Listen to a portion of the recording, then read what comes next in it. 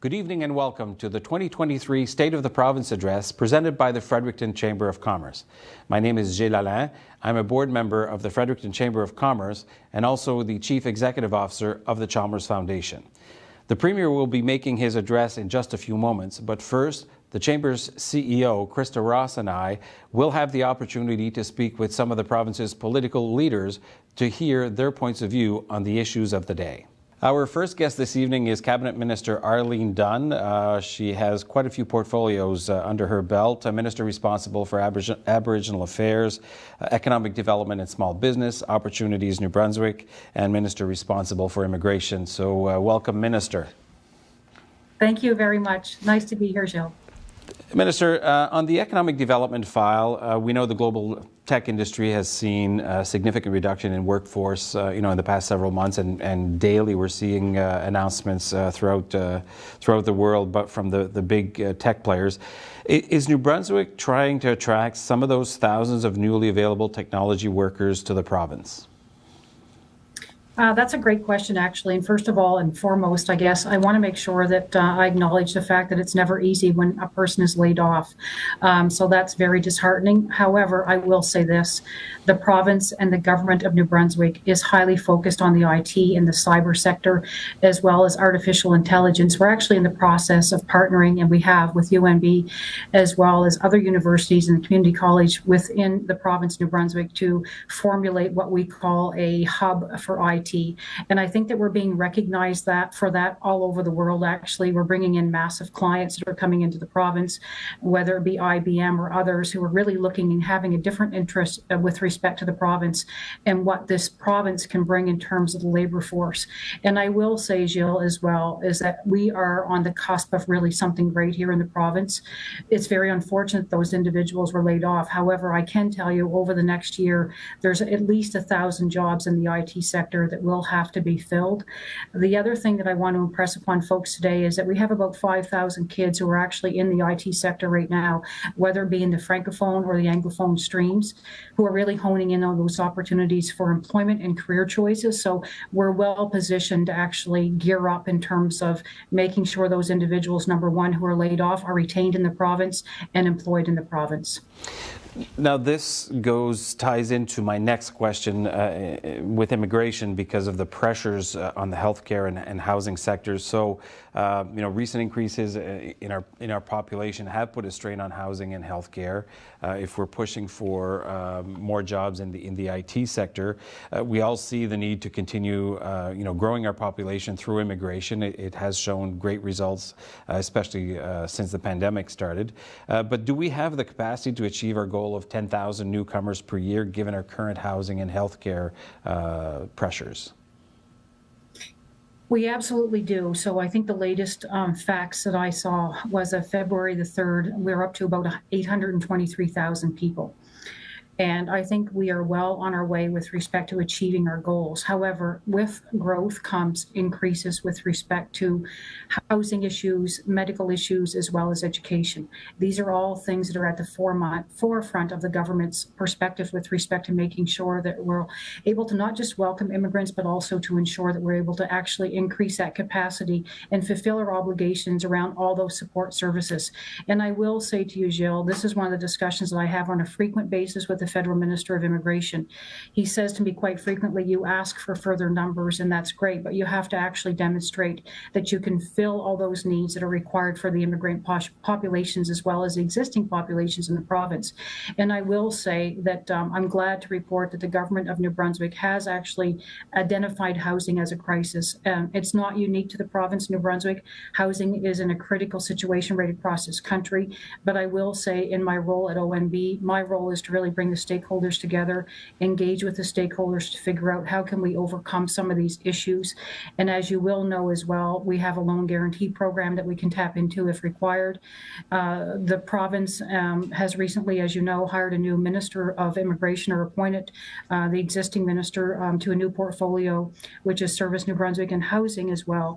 So there is a prevalence in terms of making sure that we prioritize those issues and we understand those issues. She's looking at the critical mass in terms terms of what that looks like across the entire spectrum, whether it be affordable housing, whether it be seniors housing, whether it be workforce housing. All of those things are being taken into consideration right now, and there's lots of work being done, and I'm sure you're going to hear a lot about that in the very near future.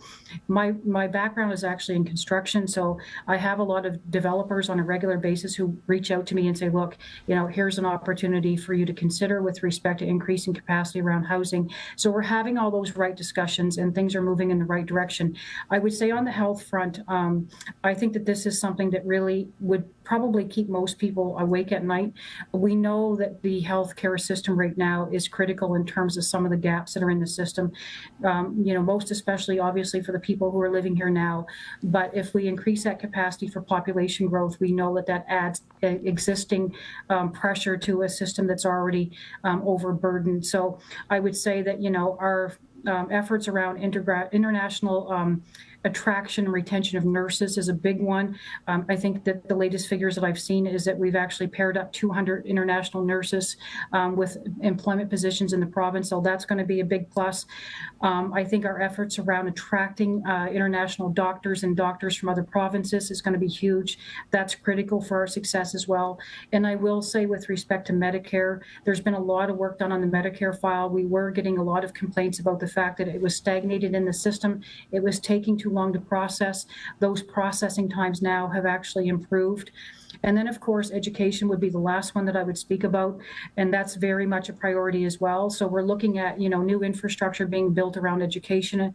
With all these population growth capacity increases, we know that education and making sure that we have the proper fits for folks that are coming into the province is a priority as well. So all of these things are being worked on. And as you know, and as most people would understand, is that with this growth comes lots of increase in terms of pressures in the system, but it's great to see that growth, and we just have to make sure that we're able to manage it moving forward. It's not going to happen overnight. It's a work in progress, but I can say that this government is very much in tune with the work that needs to be done to make sure that we overcome those challenges. Well, Minister Dunn, we're already out of time with all those answers. I appreciate your taking the time to give us an overview of what's happening on your numerous files. Thanks again for taking the time to talk to us tonight. Thank you, Jill. I really appreciate the opportunity. Take care. Have a great night. Thank you, you too. So my next guest is David Coon, leader of the Green Party of New Brunswick. Welcome, Mr. Coon. Thank you. Mr. Coon, I'll start right off. What are your expectations for tonight's State of the Province address? Well, I'm looking for some big announcements. I'm looking for some big announcements on healthcare, because everyone needs to feel secure that they can access healthcare when they want it. I'm looking for some announcements on education, to roll back the plan to change the way French is taught in our English school system.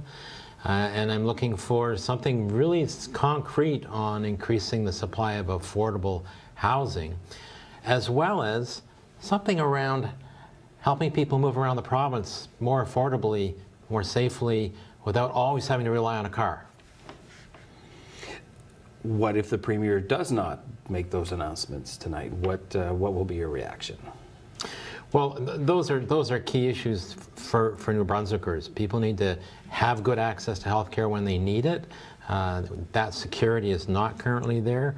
There needs to be significant changes, and my reaction will be to continue to do my work with my colleagues in the Legislative Assembly to press for exactly these kinds of changes, like a new deal with doctors to ensure people can get appointments within, say, 48 hours if it's something that needs attention quickly. That our community health centers we have around the province take walk-in appointments to take the pressure off our ERs. So it's those kinds of things that if he doesn't announce something significant, we'll continue to press for those and other important changes to our healthcare system, to the supply of affordable housing. You know, the government has all the tools it needs at its fingertips now to work with nonprofits and cooperatives and community organizations to increase the supply of non-market housing, nonprofit housing, to really put a dent in the affordable housing crisis by using the New Brunswick Housing Corporation, staffing it up to do that with subject matter experts. It just needs to make the decision go. It worked in the 70s and 80s when the last time we had an affordable housing crisis. It will work again if they decide to use it, and they should use it. So these are some very straightforward things that the Premier could announce during the speech. Now, as leader of one of the opposition parties, do you anticipate any surprises? Well, often, in my experience, you don't get surprises in the State of the Province speech, but in this case, given their times, given this moment in time, politically, socially, economically, environmentally, there could be surprises. I hope there are.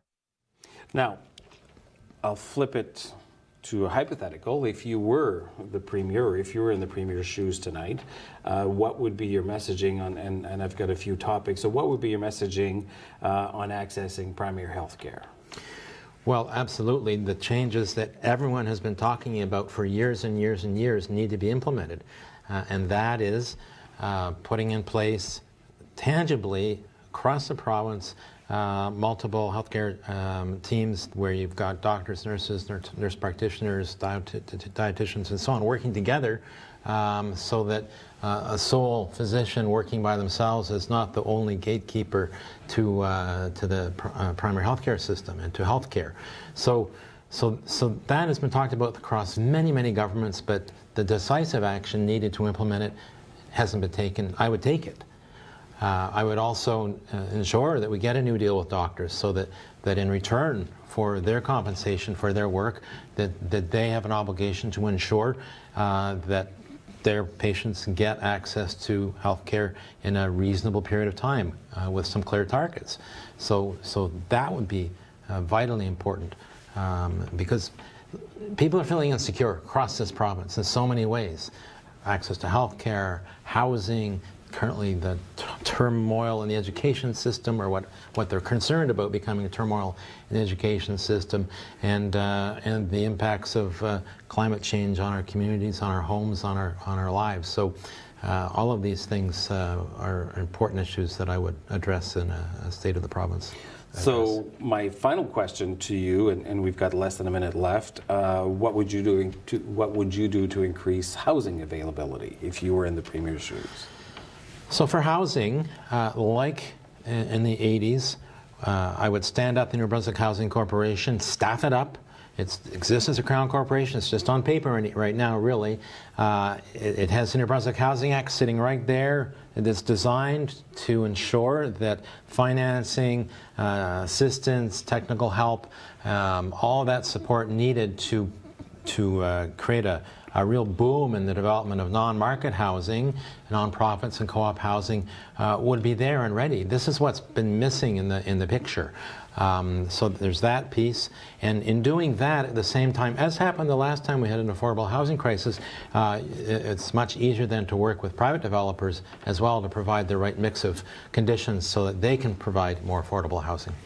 Well, thank you so much, David Coon, for being our guest tonight. David Coon, leader of the Green Party of New Brunswick, thank you very much. My pleasure. Good night. Welcome back to the State of the Province Address. I'm here with Mike Holland, Minister of Natural Resources, and my first question for you tonight is, what is your key priority as Natural Resources Minister? Well, Krista, it's great to be here, and I'm looking forward to having our conversation, and I hope everybody enjoys the State of the Province address tonight. The key priorities as it relates to the Department of Natural Resources are focused quite heavily in the upcoming year or so on the energy sector. There's a lot of components of natural resources and energy that we've been involved with over the last 4 years, but we see incredible promise and opportunity as it relates to a few different aspects, as it relates to different components of the energy file. Mm-hmm.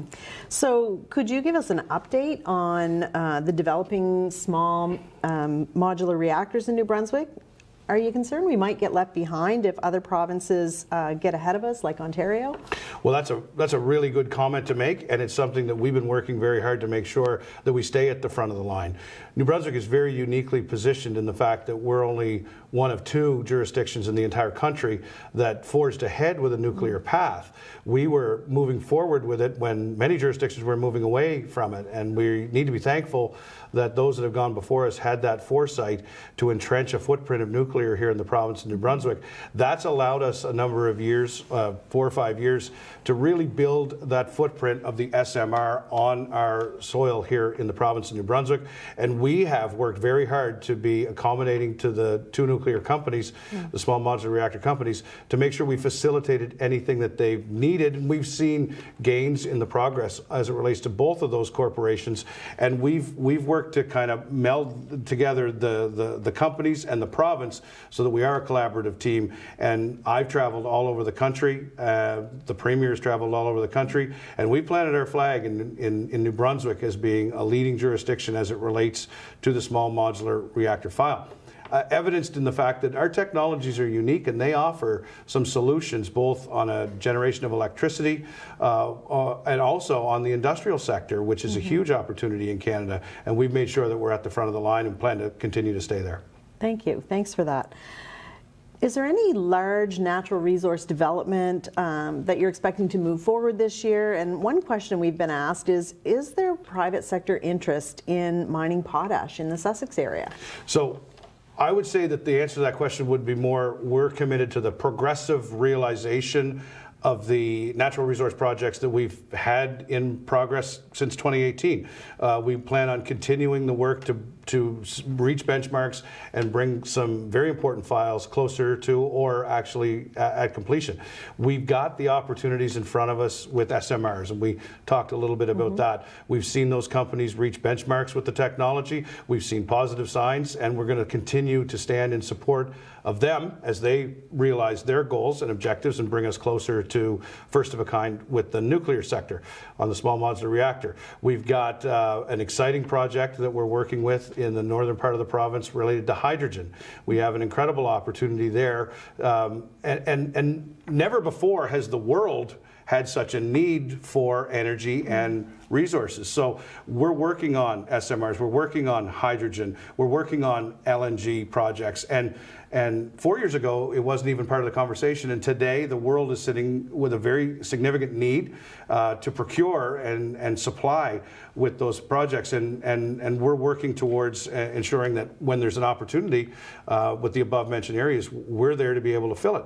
And we're also very diligently looking at the potash sector and where, if there's any interest that we can, as a government, Department of Energy, as it relates to the mining, we're there to facilitate, permit, and encourage. And so we've been very clear that the province of New Brunswick, as it relates to potash or any of the above mentioned projects, we're open for business. So we're looking forward to seeing where that takes us in the next year. And the next year shows a lot of promise as far as New Brunswick being very uniquely positioned to power our economy with clean energy.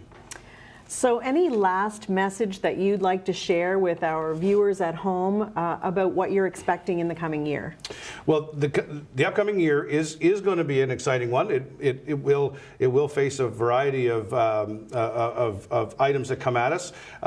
2 years ago, we didn't know that we'd be talking about energy with the same level of excitement and opportunity that we are today. Over the upcoming year, we plan to double down on those efforts and ensure that the Department of Energy, our stakeholders, work that we do with First Nations, work that we do with the community and the province at whole ensures that we find a streamlined path on those areas that present an opportunity for us, that we're there to facilitate it, because I believe quite strongly that New Brunswick can be a global leader. Despite the fact that we are a smaller jurisdiction, we have unique access to some assets that will allow us to leverage those in a way that will make us a world leader. And we're looking forward to really coming good with a lot of that over the next year. Well, thanks very much for joining us tonight. I hope you really enjoyed this evening's Absolutely. event. And thanks for your time for this interview this evening. Always a pleasure, Kristen. Thank you. Joining me now is Susan Holt, the leader of the Liberal Party of New Brunswick. Welcome, Susan. Thanks, Jill. Susan, what are your expectations for tonight's State of the Province address? It's your first as leader of the official opposition. What are your expectations for tonight's address? Well, my expectations are that the Premier will give us a real update, not just a glossy picture of accomplishments over the past year, but a realistic description of where we are as a province and I'd love to hear the data on the progress we're making with the health plan, the state of primary care and emergencies. I'd love to hear the Premier acknowledge the struggles that people are facing in terms of the rising cost of living, cost of groceries, and ideally, I'd love to hear him describe how he's going to provide relief to folks that are finding life really expensive right now. But bottom line is I'm looking for data. I'm looking for a realistic picture of where we are as a province, and I would love to hear where we're going next in terms of people's key priorities: healthcare, cost of living, housing, education, and more. Do you anticipate any surprises during tonight's address? I mean, you never know, right? You and I have probably been to a couple State of the Provinces, and I'm hoping the Premier will tell us what's going on with the education system and confirm what decision they've made on French immersion and what parents and teachers can expect this September. I'm hoping he'll provide us a vision for an energy plan for the province because we haven't had one in a while. I'm really hoping there's going to be some information here because we haven't had that, right? We haven't had an update on our health performance or on their recruitment results. And so, yeah, I'm hoping there'll be good surprises, I guess, in terms of the information that we've been missing. Now, if you were in the Premier's shoes tonight, what would be your messaging? And there's a couple of topics that I want to throw at you. What would be your messaging on the first topic is growing New Brunswick's economy? If you were in the Premier's shoes, what would be your angle to your message to New Brunswickers on growing New Brunswick's economy? Oh, that's an interesting question. Living in hypotheticals is it's shaky ground, but when it comes to our economy, the key is people. Everything I'm hearing from small business owners, like the small business that I'm in right now, is that labor is hard to find and hard to keep, and we need to be doing as much as we can to train and people to provide access to education and training in colleges and universities and beyond. And we need to be immigrating as aggressively as possible. And then there's the third step of creating the conditions to retain all of the people that we may attract here. And those conditions get us right back where we started. People want access to primary health care. They want access to a good education system. They want a place where they can afford housing. So I think to grow the economy, we need to look at how we're training people, how we're immigrating, and then how we're addressing those core challenges. I know you just said you don't like hypotheticals, but here's a second point. If you were in the Premier's shoes, what would be your message around access to primary health care? We know it's a challenge in the province and across the country. So if you were in the Premier's shoes, magically, what would you do? Well, this one might be a little easier to answer because we've been doing a lot of work to provide constructive suggestions to the government on how to improve healthcare. We put out a piece, 6 ideas to stem the bleeding in health in the fall. And so there's 2 major things that I think we need to do, and we need to do them faster and more aggressively than we are today. And that is a reframing of our primary care model to community-based, team-based, collaborative care. We need to open and support these clinics that will have primary care providers, physicians, nurse practitioners, other specialists, all working together in a team-based model that extends their hours of operation. That takes the pressure off of our acute care environment, our hospitals and our emergency rooms, but we need to be opening those much more aggressively than the current government's. Maybe we'll start 4 new ones this year. We really need to reframe our healthcare model and use our resources differently. And that'll help us attract new healthcare resources who want to practice in that kind of diverse and team-based model. The other thing we need to do is invest in technology. We could be making healthcare professionals' lives easier and using their time better if we had a universal health record across all of our primary and acute care systems that New Brunswickers could then book their appointment, get their results, figure out what's going on in their personal health through their team of healthcare providers. If we were accelerating and the projects for technology and health have been sitting on the shelf in government for years, and now is the time when we need to be taking them off the shelf, updating them, and really accelerating our leverage of technology in healthcare. Well, Susan Holt, we're at the end of our time clock. Thank you for taking time out tonight to speak to us. Susan Holt, leader of the Liberal Party of New Brunswick, thank you for joining us tonight. Thanks for having me, Jill. Thank you for joining us, ladies and gentlemen. That concludes our pre-show. We're about to go live to the floor of the Fredericton Convention Centre, where the Premier of New Brunswick, Blaine Higgs, will deliver his annual State of the Province address. Balloon from China? Like, what the heck's that? And, you know, it was, believe it or not, the Americans shot it down over Carolina because it was on its way to New Brunswick. That's everything. And the Americans were jealous because they knew my pals on the North Shore would take care of it with their 303 repeaters and 12-gauge shotguns. We'd fix it up. So they wanted the credit for shooting it down. But as you know, no, and then, of course, the Chinese said that they, no, it was just a weather balloon because, as we all know, everybody in China is obsessed with the weather in New Brunswick. Okay. Oh, I guess I better skip this and go right to the... I don't have time to do something here, eh? No? Okay, so I thought I would share one of my little conceits with you. I'll just do an edited version. You may know that I write these things for the paper formerly known as Brunswick News, and soon to be 3 days a week, not enough to fill the bottom of your litter box at this point, but... Anyway, so I thought at this point I would talk about a subject dear to everyone in New Brunswick, and that, of course, is coffee. So I'll read a bit of this.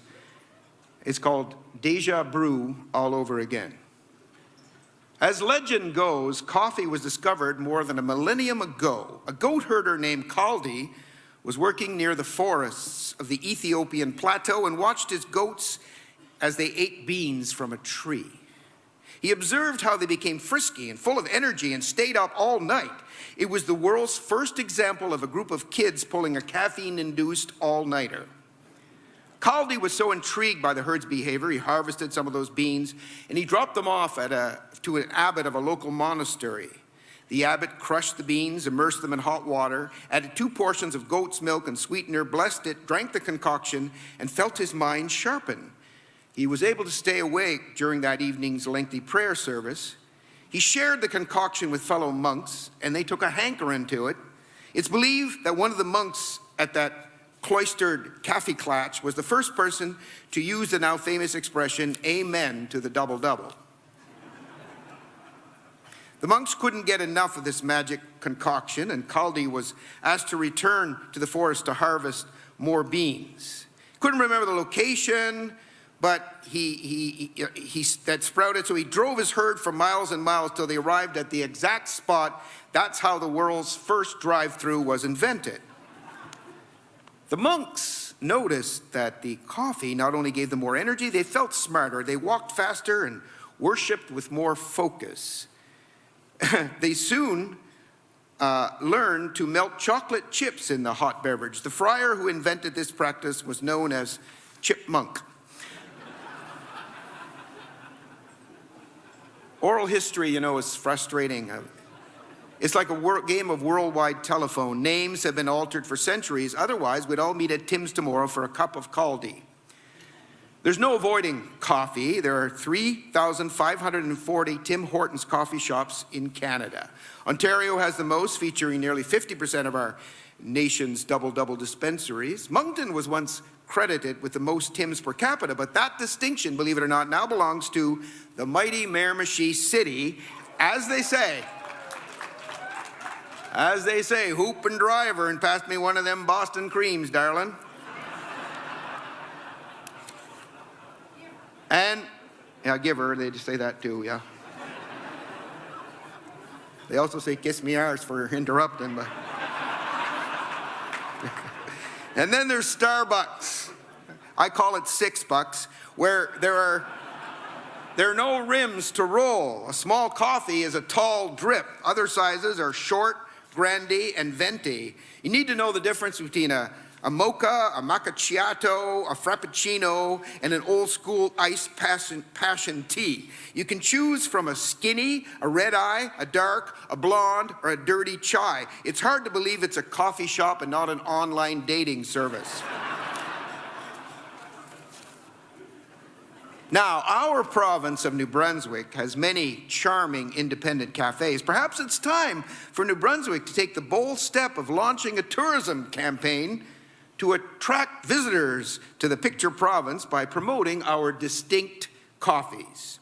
For example, Moncton could feature a mug of Petitcodiac mud. St. John's beverage of renown might be an uptown Irish espresso. The amalgamated communities of Chatham, Douglas Town, and Newcastle might market a beverage called Bean Together since 1995. St. Stephen could feature a selection called Border Town Brew with chocolate. The Acadian Coast would offer Caraquette Cappuccino, Shippigan Sheep Counter, and Rishabukto Rocket Fuel. Our First Nations communities will no doubt have a special selection of hot beverages called Keep the Coffee, Keep the Tax Plain.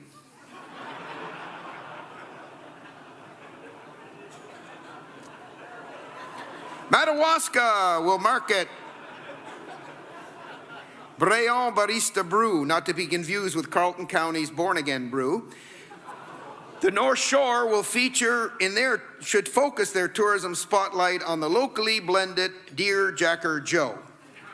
And Fredericton, well, they might have an English-style light roast concocted in the Premier's office, and they could call that Leger's Lingering Legacy. Thank you. Thank you very much. I'm here all week. Did I mention I was launching my campaign to be here next year? I don't know if I'll get that. We're now going to live television, if I haven't ruined it for all the TV viewers so far. Accueillons, mesdames et messieurs, please welcome to Jill Stairs, President at the Fredericton Chamber of Commerce and partner at Day, Kelly and Associates.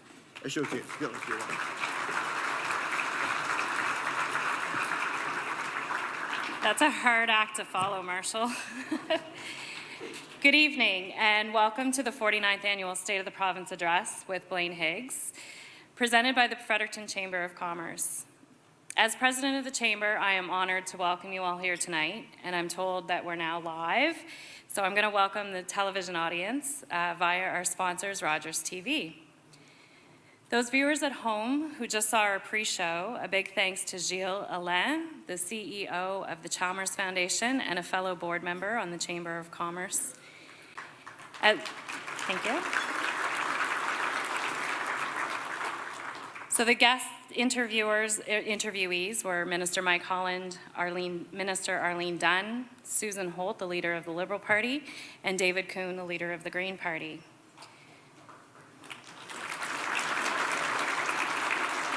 So again, I want to thank you all for joining us, the sponsors that make this event possible, the Chamber board members who have guided the Fredericton Chamber into the organization that it is today, which is an organization that I'm proud to serve. And the biggest thanks go to the Chamber staff. So they work diligently behind the scenes for all of our events. They provide member benefits, but most importantly, they do the day-to-day work that impacts and positively influences issues facing business in our community at large. At the start of a new year, most of us take time to reflect, renew, and make a fresh start. Because this event comes so early in the new year, it presents government with the same opportunities. I know that we're all eager to hear the Premier, and we hope he will articulate a clear vision for the next year and beyond. For a long time, we at the Chamber have advocated for population growth in the province, and now that it's upon us, we have new challenges. Some would call them growing pains, but we also can't stop the momentum.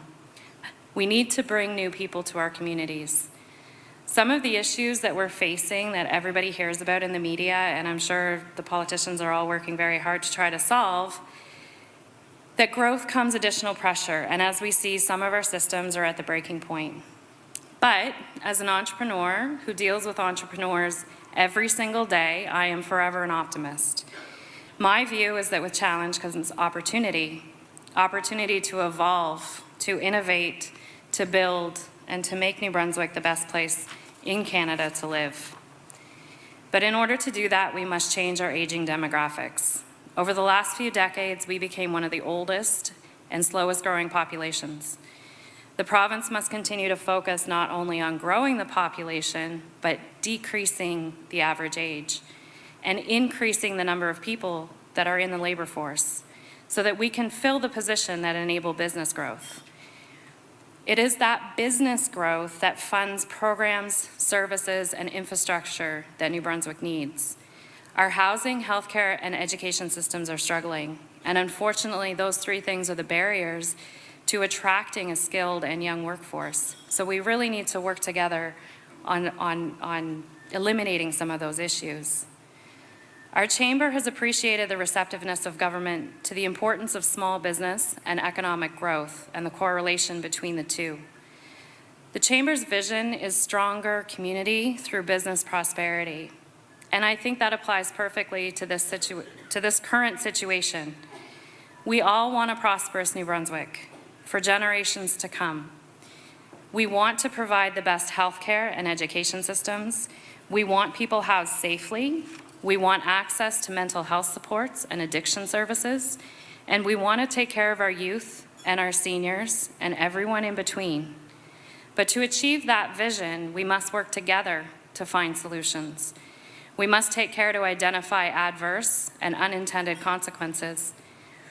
When we do not work together, bad things happen, and we can't move forward because we have to stop, we have to go back, we have to fix. There's no question that people are frustrated. It must be challenging to be a politician.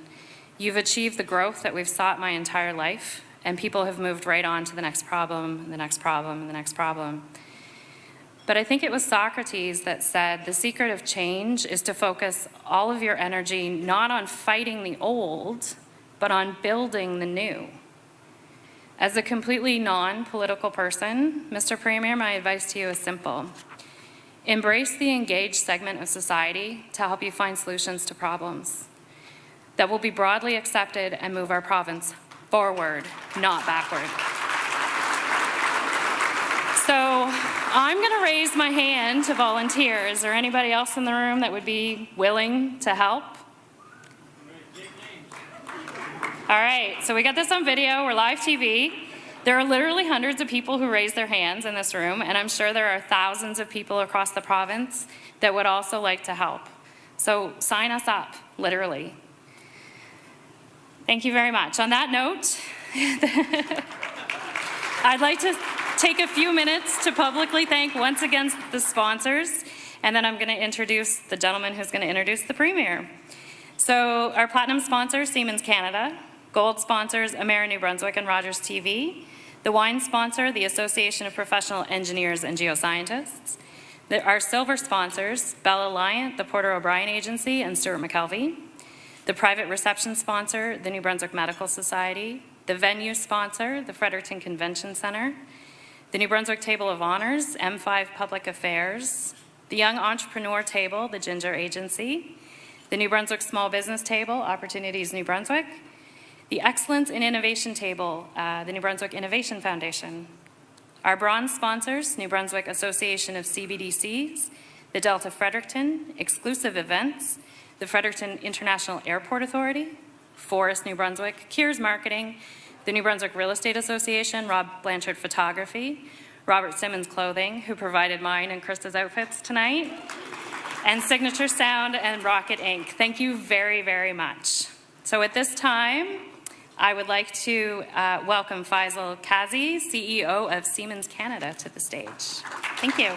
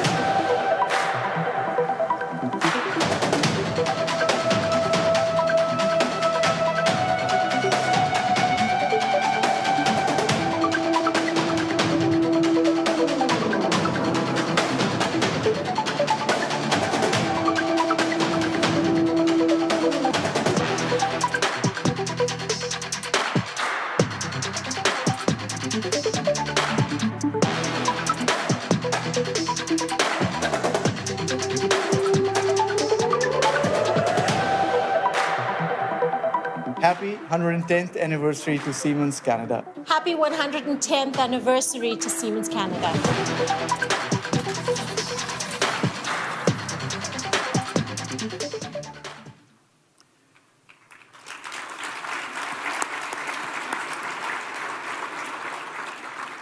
For 110 years, Siemens Canada has been helping shape the technological landscape of our great country. We've been part of many firsts, be it the first long-distance telephone network in our country, the first light rail system in Canada, the first retractable roof of any stadium in the world, the Rogers Centre in Toronto, the first heavy-duty pantograph chargers for electric buses in North America in Montreal, and the list can go on and on. In fact, well before the company was formed in 1912 in Canada, we laid the first telegraph line from Atlantic Canada to Europe. This was the first digital connection between North America and Europe, connecting the old and the new worlds. Bonsoir, Premier Hicks, Ministre, invité distingué, Madame et Messieurs. Ladies and gentlemen. For me to be here representing Siemens Canada. A few weeks ago, I had the opportunity to listen into a panel at the World Economic Forum where world leaders come together at Davos. And I had the opportunity to listen to the speech from former Vice President of the United States, Al Gore. And I must say, this speech was powerful and moving. And the message from former Vice President Al Gore was, time is running out when it comes to climate change. Climate change is the biggest challenge we all as humanity face together. So this makes energy transition and the electrification of the transportation sector, the buses, the trucks, the cars, which contribute for 24% of greenhouse gas emissions in Canada, really a top priority for all of us. So let me start by asking you a question, and you can answer me with a show of hands. Who today drives an electric car or a plug-in hybrid vehicle? All right, keep your hands up, because I'm going to follow this up with another question. Who intends to buy his or her next car in the coming 1 to 5 years as an electric car or electric hybrid? So you see, the EV revolution is already in the making. It's not going to stop. But we all need to remember that all these cars will need to be charged, and we will have to invest in infrastructure for that. So now, energy transition, moving from fossil fuel generation to renewable energy generation, in itself is a very complicated undertaking due to the intermittent nature of renewable energy sources. Now, if you combine this with the complete electrification of the transportation sector, this becomes a mega undertaking, which will be complex, which will require a lot of investment, which will take many years to take care of. We believe the answer lies in collaboration, in innovation, and in digitalization. And that's exactly what we are doing together with our partners, New Brunswick Power, Nova Scotia Power, as part of the Smart Grid Atlantic project, where we have created a platform, a digital platform, an energy system platform. And this platform has the ability to optimize energy consumption in smart homes, in smart buildings. It has the ability to balance intermittent renewable power with technologies like battery storage. It turns out it's not sunny every day. And then, in fact, this system has the ability to optimize the overall energy system by using data, by using technologies like artificial intelligence, to optimize the system in a way that we can facilitate an economically viable energy transition. Now, you know, as humans, when we are undertaking a a large project which is multi-years, which is a lot of investment is required, it's normal for us to think when we say, oh, what if for a moment I could see the future? And it's quite natural because we would like to see if we are on the right path or not. And you have heard me gush about the town of Shediac before. It's because their trophy case has got to be bigger than Wayne Gretzky's. And I say this because let's look at their achievements. So the town of Shediac has currently 400 homes which are participating in different programs demonstrating the capabilities of smart grid technologies.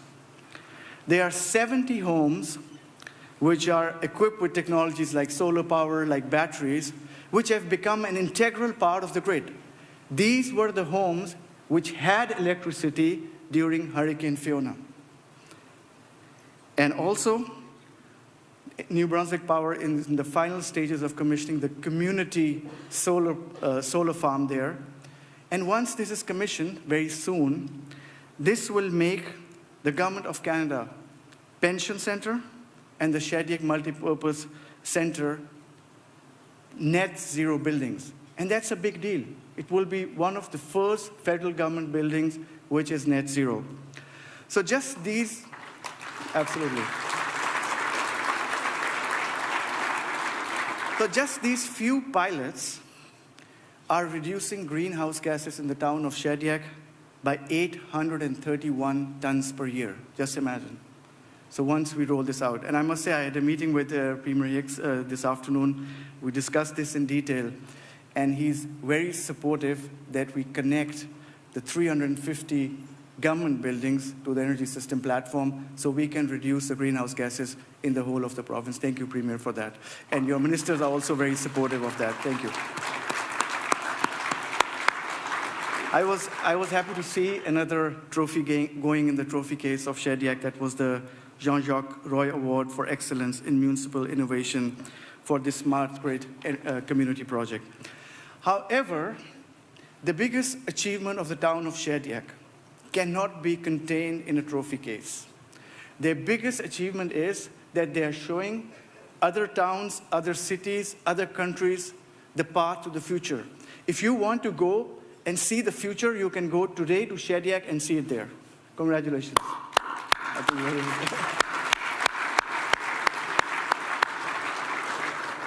So another good development we have seen in the province is the rollout of the advanced meter infrastructure, which we call smart meters by New Brunswick Power.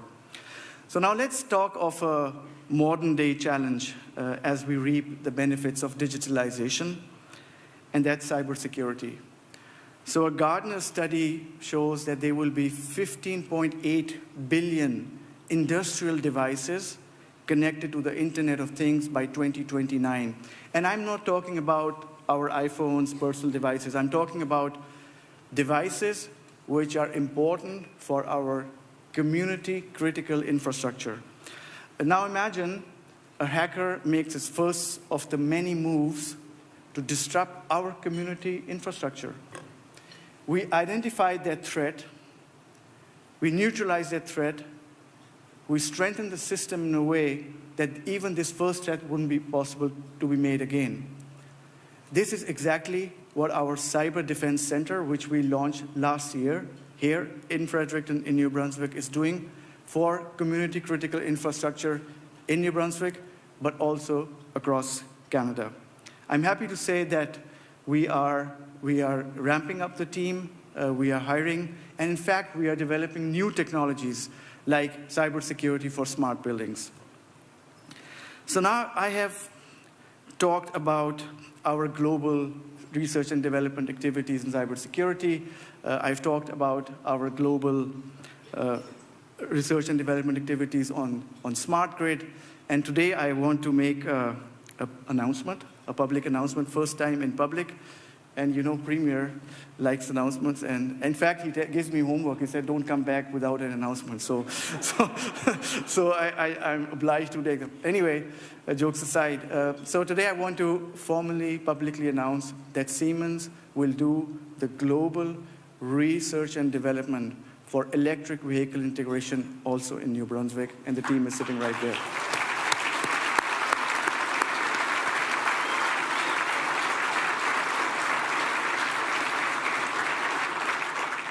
So building a sustainable and resilient and a smarter grid is more important than ever now. We cannot and will not stay stagnant. We will continue to evolve. So I stand in front of you for the 6th year in a row, and my message has been consistent.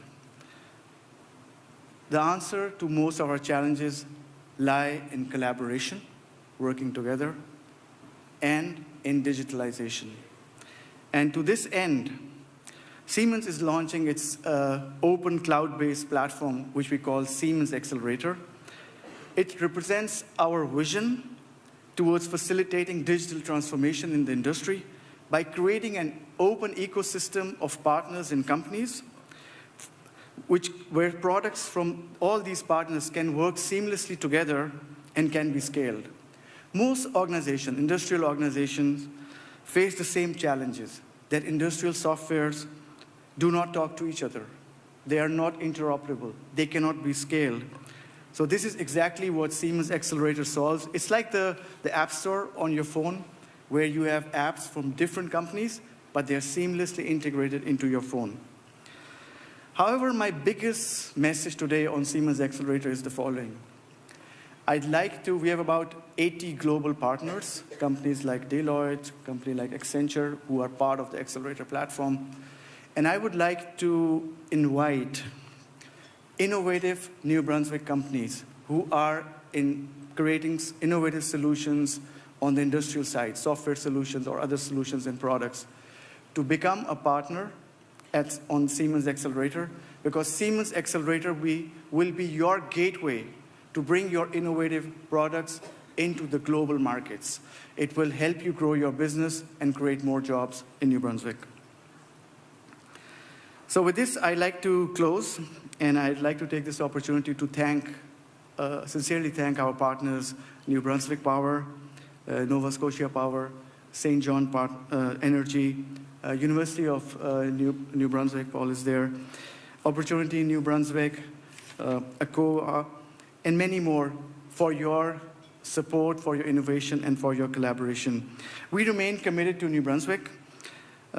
We are continuing to put our roots here. We are hiring here.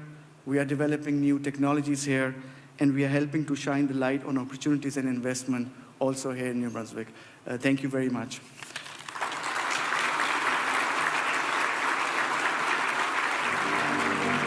So with this, I have the honor to introduce Premier Higgs.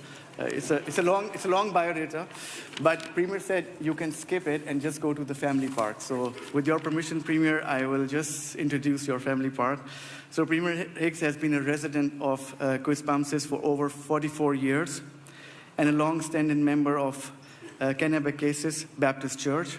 He and Marcia were married in 1978 and have 4 daughters. Lindsay, Laura, who's married to Reed Gilmore, Sarah, who's married to Jeff Wilkinson, and Rachel, who's married to Matthew Hills.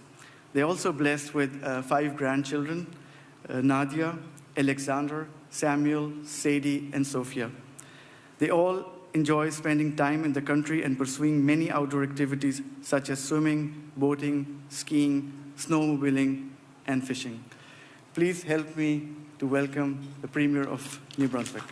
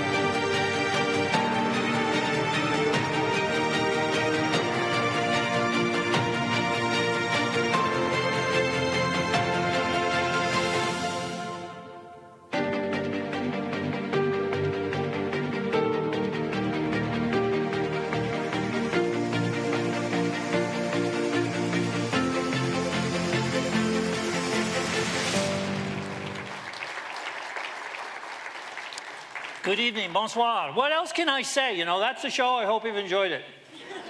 It was, you know, it's pretty impressive to think about why we're here tonight. And tonight is a night of celebration. Tonight is a night in many ways that we are just starting to show what the world, what we're made of. Au cours de la dernière année, nous avons attiré beaucoup d'attention. We've earned a lot of positive attention nationally the World over Juniors. The last year. And thanks to the World Juniors, we are now on the international stage. It's exciting to see what can happen when we dare to dream big. And it's motivating to see how we can turn things around when we are prepared to confront challenges together.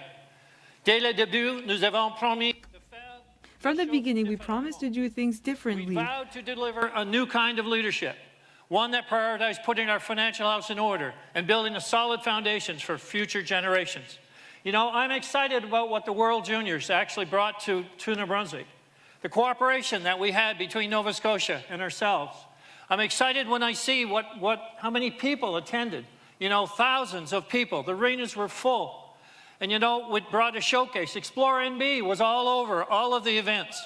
When I was in Halifax, you know, with Tim Houston, and they were, well, Explore NB was everywhere. In the Fredericton Convention Centre, they had sports set up where we had actually Shediac, the beach was shown, and we would go on the beach and we could sit there. All of these showcases about our province. And then during the game in intermission, we actually had a situation where we had our Explore NB team came out and we're tossing T-shirts up into the crowd. And Tim Houston looked at me and he said, "Really? T-shirts?" I said, "Tim, don't feel bad." He said, "I'll get you one. We're good." But it was so impressive, being number one, being there and making a showcase of New Brunswick. We are seeing so many positive results all around this province. And it's hard to imagine where we were just a few short years ago. Let's not forget, we had workers moving out west.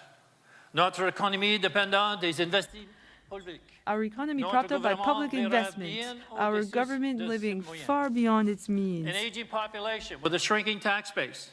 National headlines said we're in a death spiral. That nothing could save New Brunswick. That we were going over the cliff. Well, guess what? We knew we could be better. We knew we could do better. And I just stand here tonight, I'm proud to say that New Brunswick is back. And we're back in a big way. And we're known across this country as a province on the move. We're no longer at the edge of the cliff. We're now standing at the cusp of greatness. And the only thing that is preventing us from moving further and faster is our own limitations. Because we are thinking bigger and better. Ça prend une équipe dévouée pour arriver à changer de cap en quelques années seulement. To change our direction in just a few short years. I want to acknowledge here tonight the MLAs who ran with me. You ran with me as Team Higgs. I'm proud of what we have accomplished together. And I thank each of you for your dedication as we continue to push forward together. Sometimes it's a little trying, but we are building a better New Brunswick. What binds us is that our dedication is our commonality that we all share. We want to see New Brunswick succeed, and we want to realize our full potential. I want to ask each of my colleagues to stand tonight, if you would, and be recognized as part of the team that's rebuilding New Brunswick.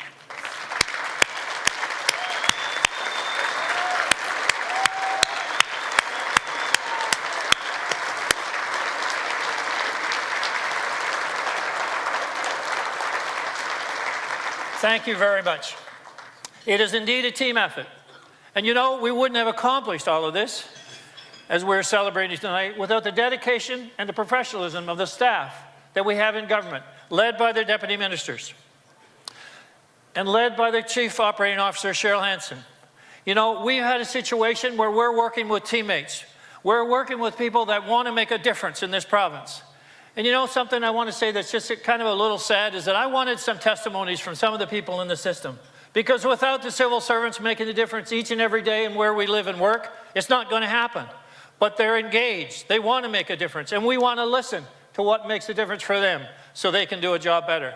And I would have liked them to be part of this tonight. Well, you know, in the political world, if that happens, guess what? A new government, they're marked individuals. So how good can you be when your job is always on the line? Well, I want to say stand up and be proud of New Brunswick because we're here to listen and we're here to build. And I'm proud of the ones who raised hands. And so, Jill, we were talking how we're going to identify each and every one of them. right? Because we got to corner you on the way out. So maybe there's a sign-up sheet so we could get you to sign up. Voulez-vous joindre à moi pour remercier? Please join me to thank these people for their hard work and commitment to our province. I also want to thank my lovely wife, Marcia. She knew what retirement was going to be with me, and she's loving every minute of it. My wife and my partner who stands by me every day. She sends me little notes, and if I don't respond, no matter where I am or what I'm doing, I hear about that too. But I love these little notes of advice and these little notes that kind of encouragement. The job that we've chosen is not easy, but it is indeed a job together. It's nonstop. It comes with a lot of challenges. But like me, she believes we can make a positive difference for your children, for our children, for your grandchildren, for our grandchildren, and that generations to come will thank us for the time we spent here. Thank you, Marcia. I love you.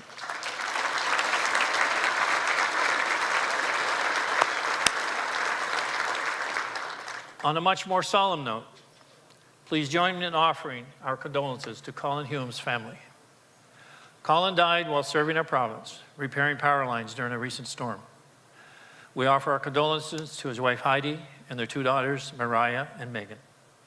Our thoughts are also with Scott Markowski and his family as Scott continues to recover from the injuries that he occurred in the same accident. I understand that he's now recovering at home, and his wife Monica and their 2 children, Sam and Anna. Both families are in our thoughts and prayers, and I want to ask you to join me now for a moment of silence in honor of Colin Hume.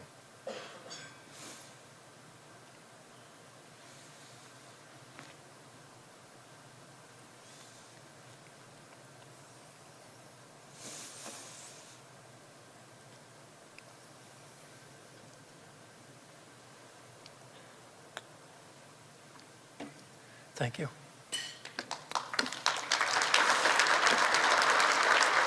I don't think sometimes we appreciate the people that are working in very, very severe conditions. And I think the folks at NB Power, deserve certainly our recognition every day, because it's some of the conditions that we see them in this minus 40 weather, what we just went through this weekend, high winds. And I think they did a commendable job. Laurie Clark, thank you for being here.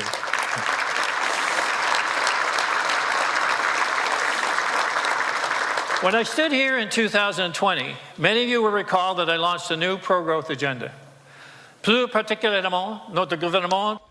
Specifically, our government set a goal to close the prosperity gap with the rest of the country. We set clear targets and accountabilities, and we were transparent about what we intended to do, and it was to get our house in order.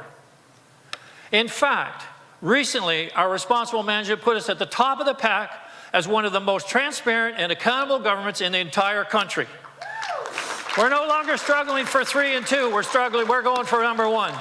There's no doubt we have challenges, but as the numbers prove, we are making significant progress.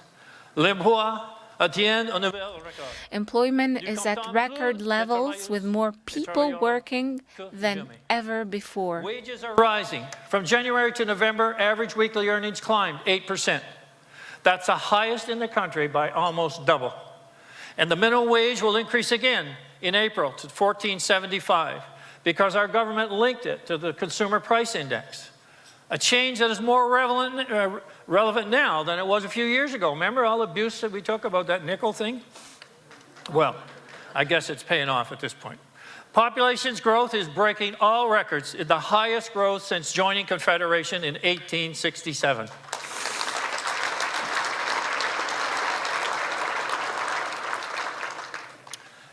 And for the first time since 1961, and Jill, I think you mentioned this, our population has gotten younger.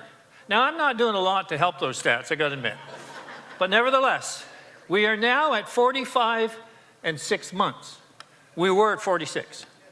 That's because, that's our average age. And that's because 60% of the people we attracted from other provinces are prime working age, and they're bringing their families in droves. Our population is now standing at, see, it keeps moving, it's like a timer, 824,188.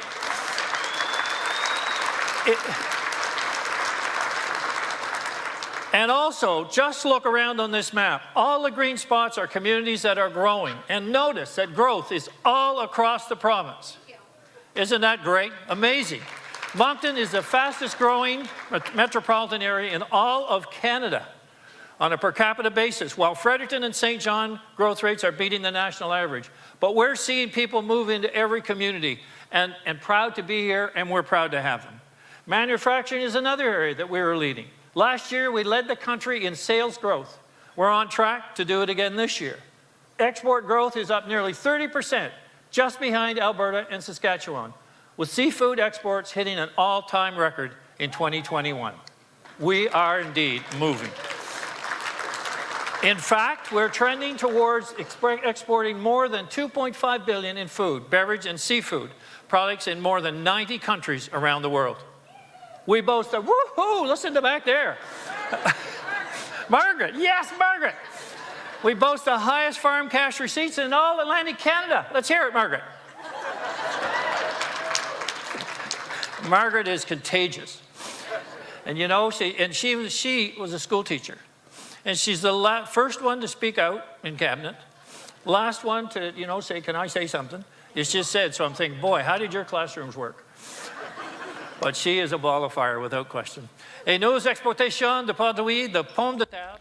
And our exports of potato products nearly doubled last year, which is more growth than any other province in Canada. It's an exciting time to be in the seafood and agricultural business.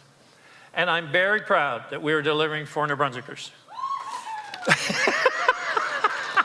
We're on track to reduce net debt by over $2 billion, which is a saving of $3,700 per person, or $69 million a year on interest payments, allowing greater investment in priority areas. We've restored our credit rating, saw 5 consecutive surpluses. We lowered personal income tax twice and reduced provincial property tax rates as well. We've also overhauled government procurement. And in doing so, we've kept $100 million more in New Brunswick last fiscal year to companies right here in New Brunswick doing work for this province. They do it first.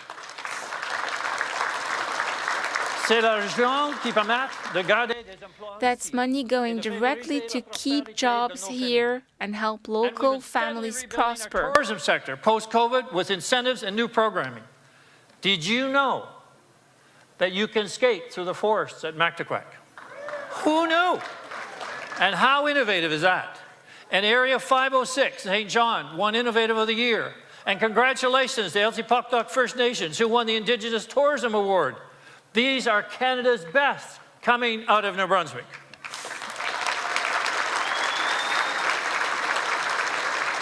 And now, football fans across the country will see New Brunswick featured during the Super Bowl. Whoa, look at that. This was an opportunity our team earned, thanks to our incredible showing at the World Juniors. Simply outstanding, and people want more of it. TSN wants more of it. The World Juniors want to come back. We have really arrived, but there's so much more to do. Another indicator of success is private investment. Housing starts hit the highest level since 1983, with 5,200 units under construction. Construction is complete on Walmart's major distribution facility in Moncton. IBM is growing by 250 jobs here in Fredericton. Cook continues to expand globally with the largest acquisition ever in Australia. Emerson Preco is investing in both productivity and innovation and growing new markets in the process with the launch of their bird-friendly glass. Cross River Infrastructure and the Port of Belledune have announced their new green energy hub. And in St. John, it just continues. And in St. John, 2 new cranes from DP World have arrived. They're expected to be operational by March, coinciding with the completion of the port's $205 million modernization project that will increase capacity. In fact, the growth in container traffic has tripled over the last number of years, going from about 50,000 to now over 150,000. It's the highest on record ever in the Port of St. John.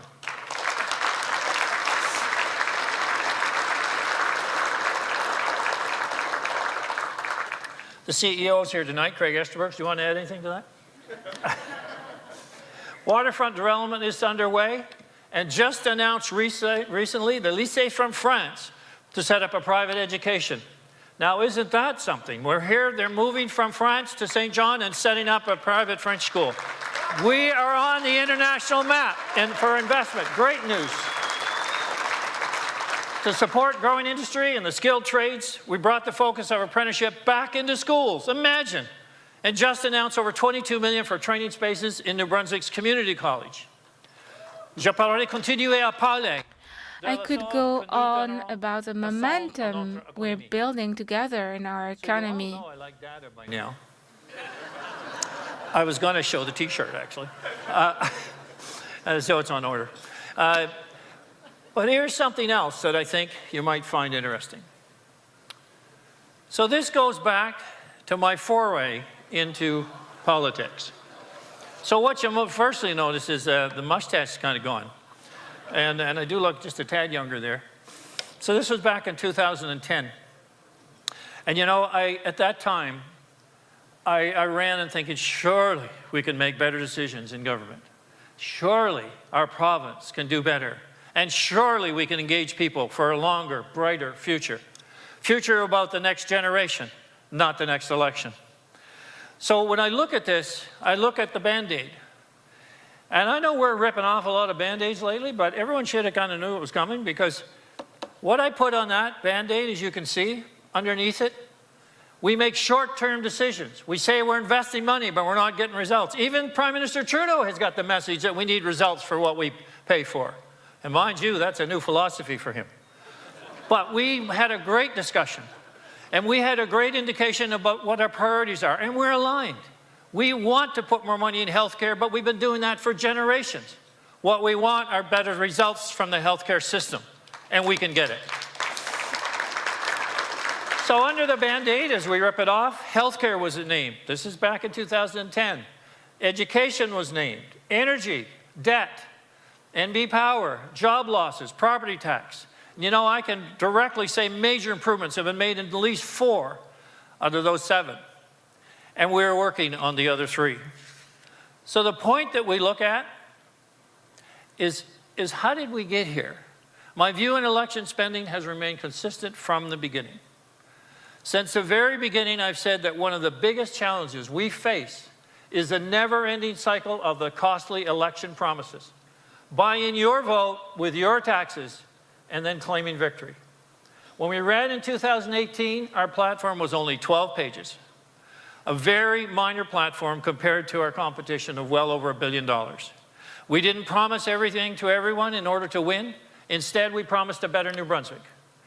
And in 2020, we ran on the budget that we'd introduced that same year previously. And what is relevant? Because we didn't start with a hefty bill from costly election promises, we were able to balance the budget our very first year. We promised a new way of doing politics and results that people would see and feel. It was about province first, politics second. And we all worked hard, very day, myself, my colleagues, each and every day to deliver on that promise, better results. And it's just coming to fruition in these last few years. The typical mentality is that we need to have certainly the full discussion and not be afraid to have controversial issues. Well, I guess you've proven I'm not afraid to deal with that. But finding solutions may be another story. It's typically the mentality in politics. Don't talk about anything controversial because it might cost you votes. Well, I'm proud to be part of a team that says, you know what? This is for a bigger, better, bolder New Brunswick. And we're going to deliver for this bigger, better province.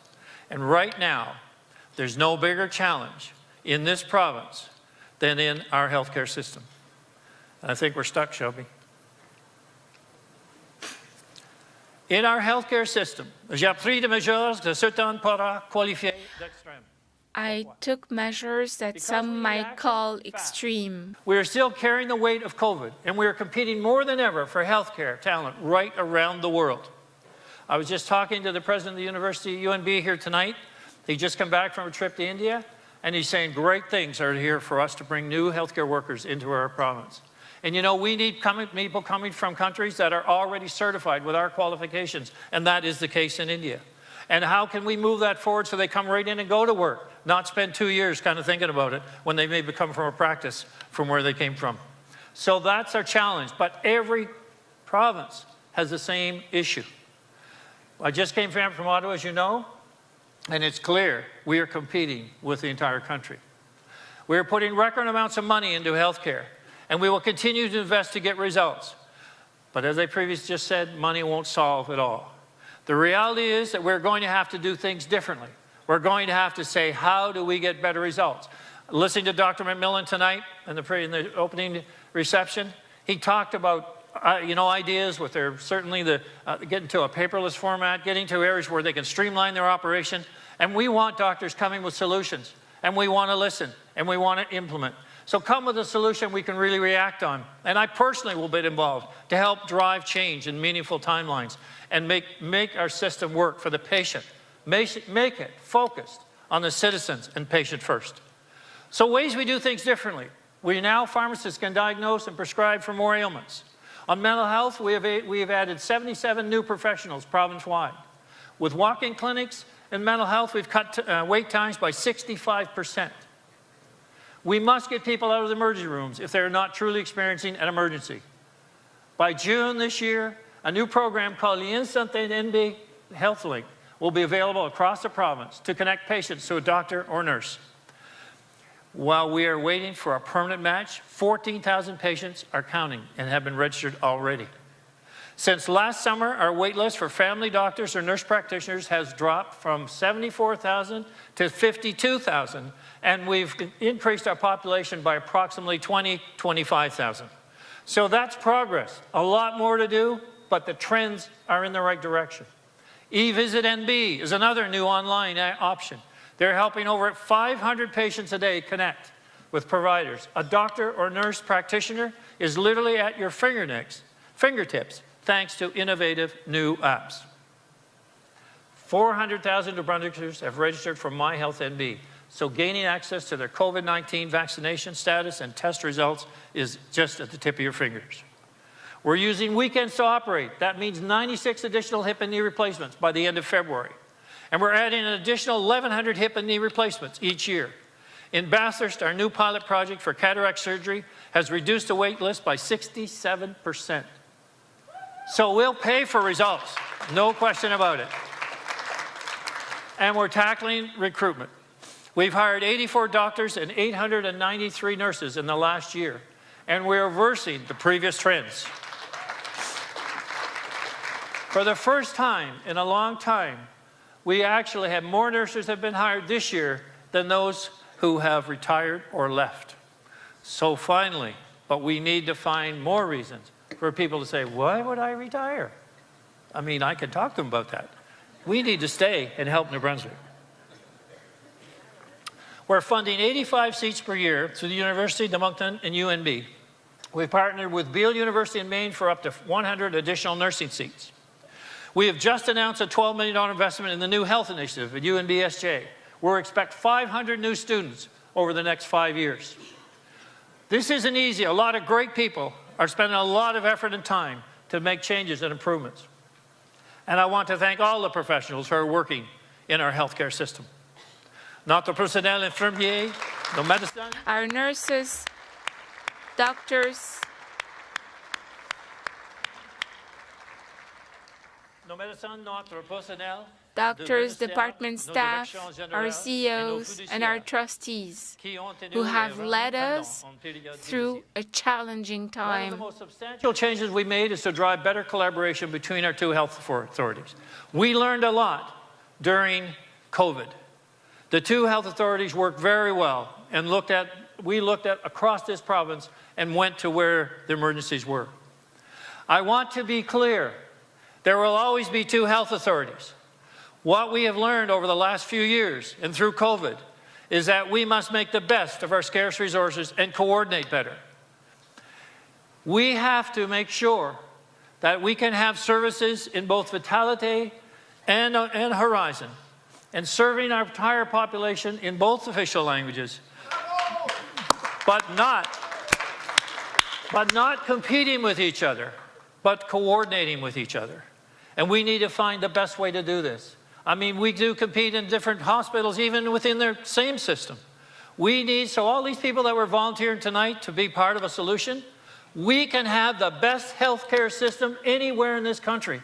And when I look at the resources we have, the facilities we have, the people we have, and I compare that to what I see with my colleagues around the country, I am convinced of it.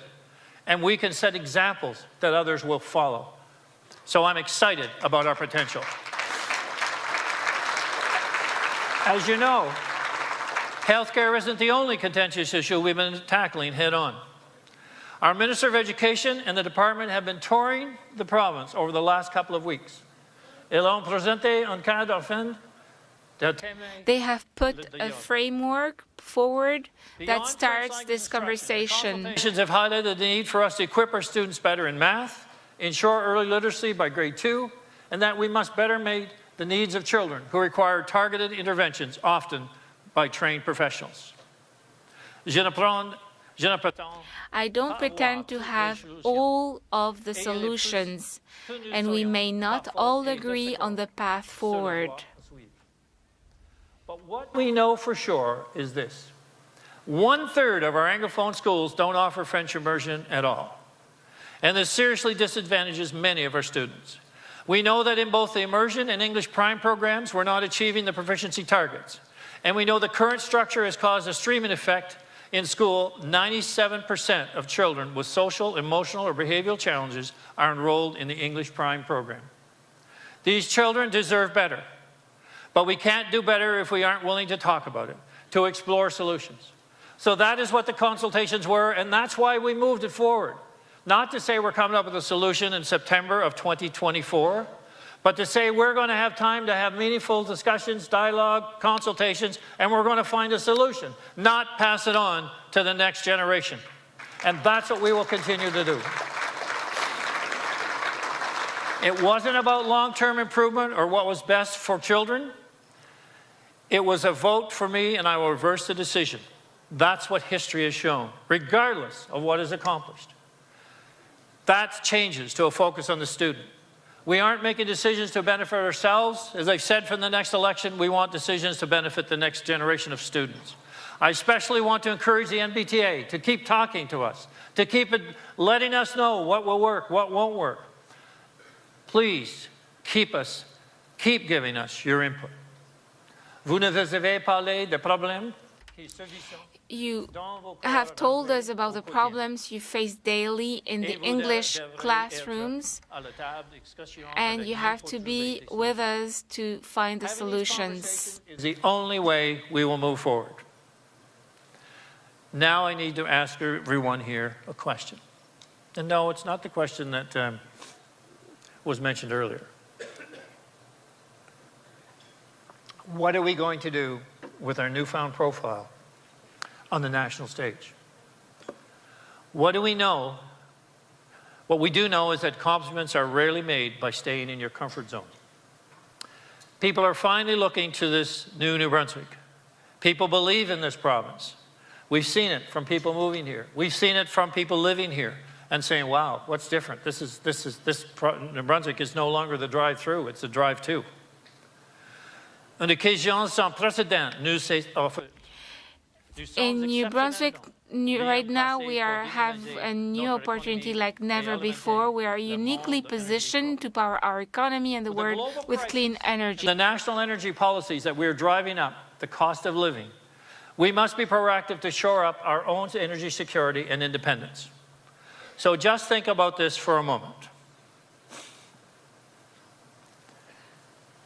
We are home to the largest refinery in Canada, also one of the cleanest in the world, and they already have hydrogen capabilities and prepared to invest heavily in future hydrogen production. The Port of Belledune's Green Energy Hub will support clean energy projects for export and industrial manufacturing. And I don't know if Denis Caron is here tonight or not, but Denis heads up the Port of Belledune. Hi, Denis, maybe he is.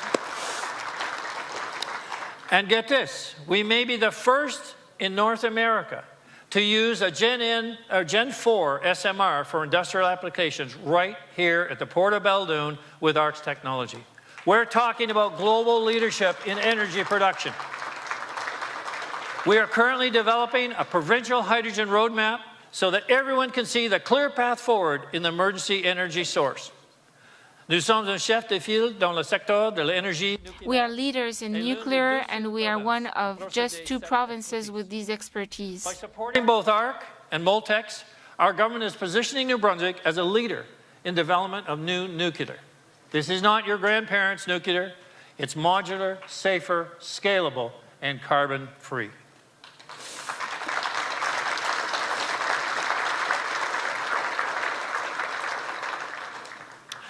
And it works well with renewable sources like solar, wind, where New Brunswick has some great wind profiles throughout the entire province with the grid system that we have. We are also home to Canada's only operational LNG terminal. Right now, we are better suited to export liquefied natural gas to Europe.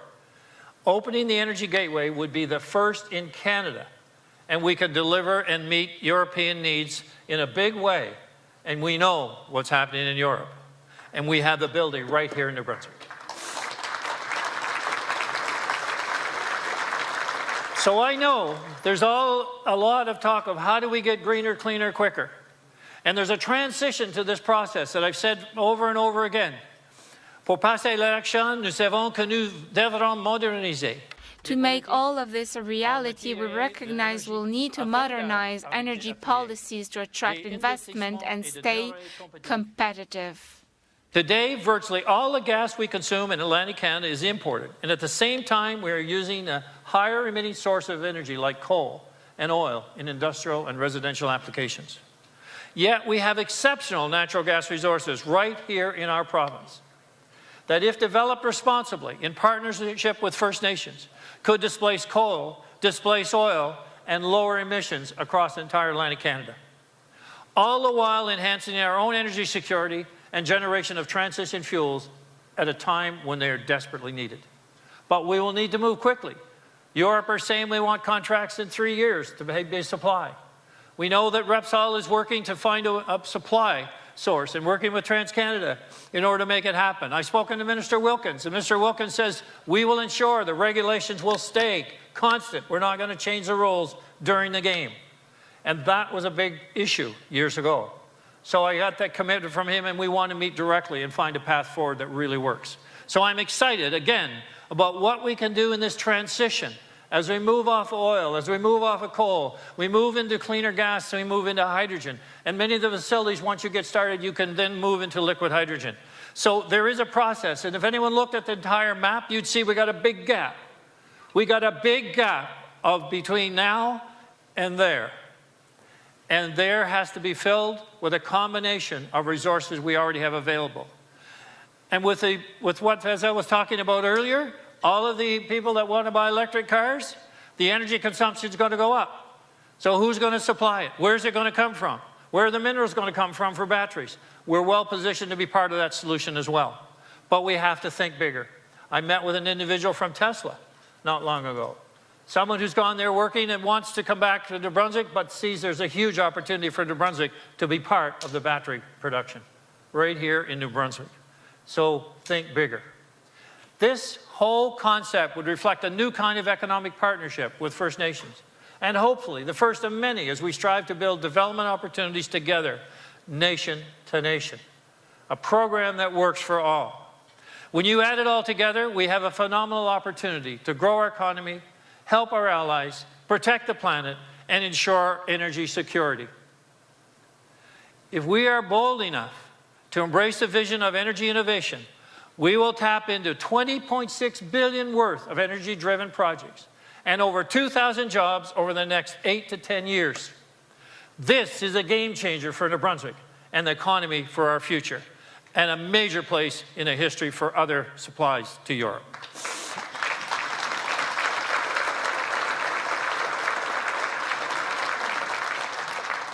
We believe it's healthy to challenge the status quo. In doing so, we've accomplished some incredible things that I'm very proud of. Nous donnons une voix plus forte. We are giving people a stronger voice with local governance reform. 95% of Brunswickers will live in a local government entity and have the opportunity to vote for a representative. That's up from only 60% previously. And that particular project sat on the shelf for about 14 years until it's finally someone implemented it, and that someone was a team that I am proud to be associated with. We are better supporting the survivors of intimate partner violence and sexual violence with record investments in second-stage housing and community-based supports and services for victims. We've invested in dedicated specialized law enforcement units targeting trafficking of hard drugs, and we're going to continue arm police with the tools they need to address drug violence and property crimes. However, we must also be very focused on mental health and addiction treatment, and our government will have more to share on the initiative to address the serious challenges we are facing in the coming weeks. Yes, we've got to do it. We recognize we are in the midst of a housing crisis. It's why we are building the first public housing stock in 38 years, and over $100 million will be invested over the next 4 years on affordable housing. And for the first time in a very long time, we've appointed a minister responsible for all housing initiatives. Community consultation are underway, which will feed into the modernization legislation and a housing strategy that will be released in June. Looking at the big picture, looking at every community, and building them at the rate that they need in order to bring the people in that will continue to grow their location. Now, while we balance the budget, we paid down the debt, and we're investing continually in the economy, we have also made historic investment in social programs and focused on making life more affordable. We've raised minimum wage. We've cut provincial student loan interest. We've launched the energy savings program. We've provided relief with the food and fuel benefit. We've increased social assistance rates and reduced the clawback for those on assistance who want to work. And we've helped families save an average of 50% on preschool child care costs. But challenges are there, and we've heard it in terms of daycare and having the number of spaces. And we know that that is an ongoing issue, certainly that's brought on even more acute because of so many new people coming to the province. But we will continue to persevere and grow the daycare spaces. As a province, we've done a lot of heavy lifting, particularly to get our financial house in order. And that is proving more important than ever given the rising costs and the economic uncertainty our country and the world is facing. So it's no doubt inflation is hitting us all, and it's a difficult time for many. So tonight I've shared a story where we've come from, teetering on the cliff, to where we're now emerging as a leader in Canada, to where we're going with opportunities to lead globally. It's a time for all of us to think about what we want next, and we're going to seize the opportunities we've created, even if it makes us uncomfortable by times. Pouvons-nous travailler ensemble? Can we work together to realize a vision for a stronger New Brunswick? I know we can achieve greatness. We can continue to build on the momentum that we've seen. We are achieving it now. 2 years ago, who would have thought New Brunswick would be hailed as a financial leader in Canada? Industry is breaking all records. Export, manufacturing, sales, private investment, up, up, up. Everyone wants to explore NB, thanks to our tourism wins. The Conference Board, the Conference Board just released forecasts that say we'll attract 1,500 people per month this year. We're lifting up our most vulnerable. On our watch, nobody is left behind. And we need to continue to focus on where the real needs are and make sure that we indeed are delivering on that commitment. Everyone needs to share in the opportunity for prosperity. So our team is energized, and we know we can do more to drive this province to new heights. And I invite each and every one of you to be part of the solution. So I would say, for all of you that raised your hand, we need everyone else to raise their hand. We need your input, we need your support, and we need to build this province greater than it's ever been. Because what we're seeing now is a renaissance in New Brunswick that has never existed in any of our lifetimes. We're growing like never before. Thank you very much. It's a great...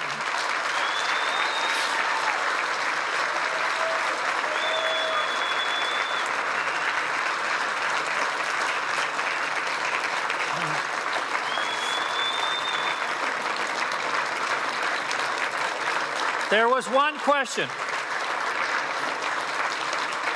There was a question tonight. There was a question that said, I know many of you have a question that you may have expected me to answer tonight. But I have a question for you. Hit it, Amanda.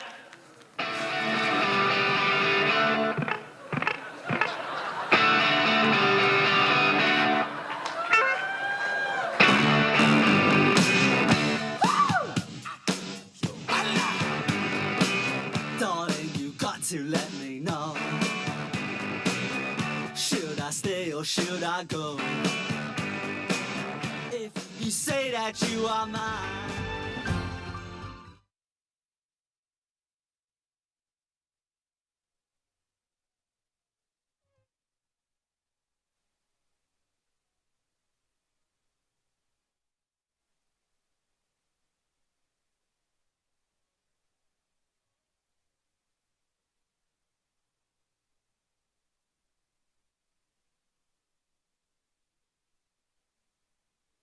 Is broadcasting us as a gold sponsor, and we appreciate that as well. There is a lot going on in the province, so let's get right to it. Let's get to it, and it's great to be part of it once again. You know, in my role, it's rather fickle. You never know how long you're going to be here. If you had to say, in one or two sentences, what is the state of the province today, what would you say? I would say, you know, we have definitely turned a corner. The province is growing now like it never grew before.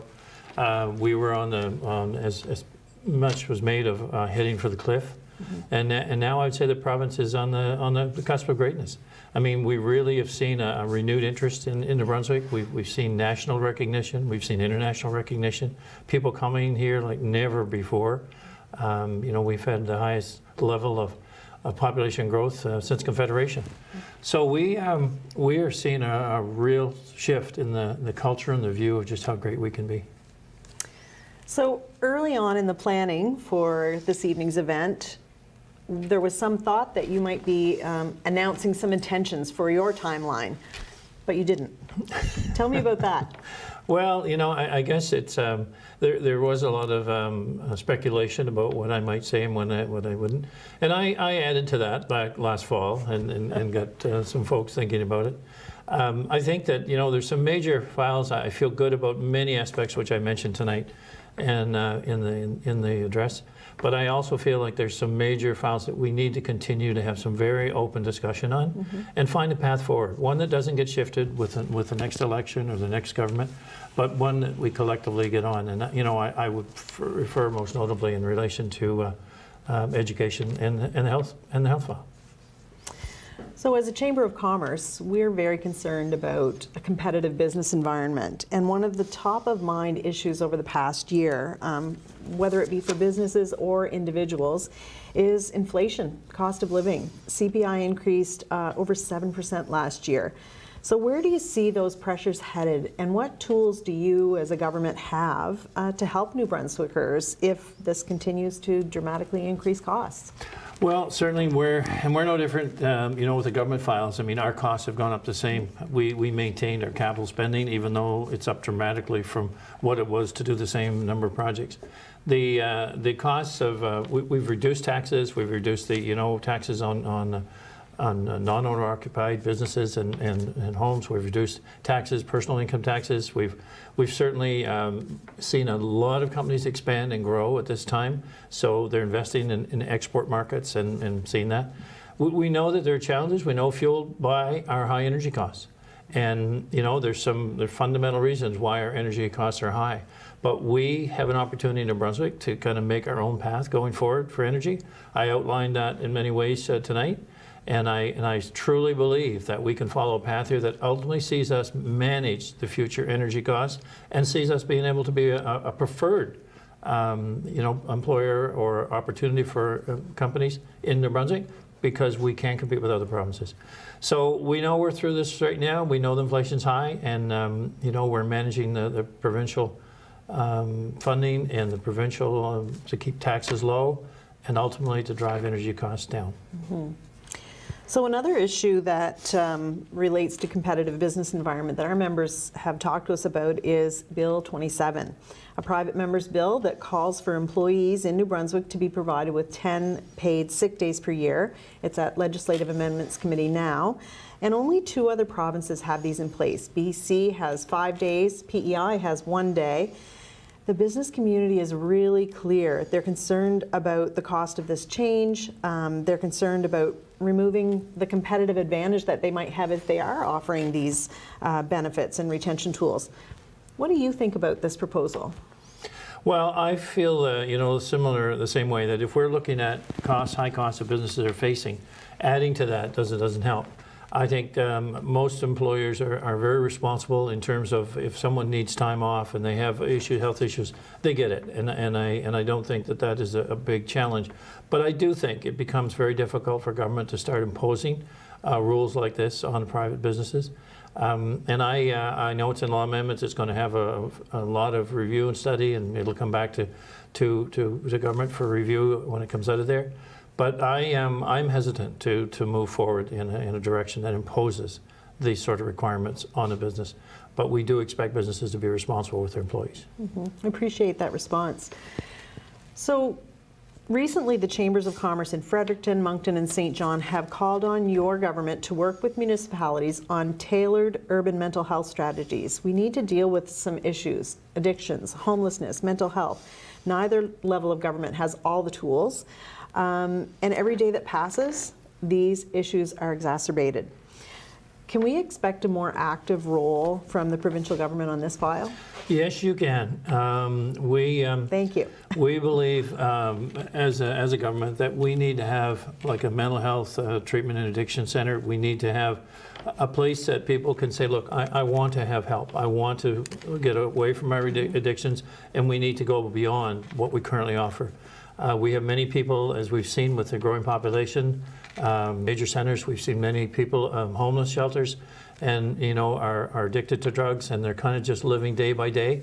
We would like to map out a future for them and provide an opportunity for them to get treatment when they need it and when they want it. I think there has to be an end game here, and for me, the end game is finding a path to be drug-free, addiction-free. Thank you for that. Another big question on the minds of New Brunswickers is your government's relationship with the Indigenous communities, and where do we go from here as a province? What are you doing to improve those relationships, and do you expect that you can resolve those tax agreements outside of court? Well, the tax agreements are not a court issue, actually. They were a New Brunswick issue. No other province has anything like those. So they're not. We asked the First Nations back 2 years ago, 3 years ago, to present their priorities. Give it to us what they wanted and how we managed to ensure that their communities all can raise to the level that they want them to be. They did give us that list, and we said, okay, so let's start working on that. But that's kind of where it ended. So we're not in a position to say, well, we're renegotiating the tax agreements, but we are in a position to say, how do we ensure that every community, every First Nations has an opportunity to grow and thrive and survive and expand, and their residents can see that hope. Energy is another way that First Nations can be crucial in the development and path forward. And in fact, we won't be able to do it without them. So we've had preliminary discussions. We're currently evaluating opportunities. I mentioned tonight the potential, the real opportunity we have in our province to lead the nation.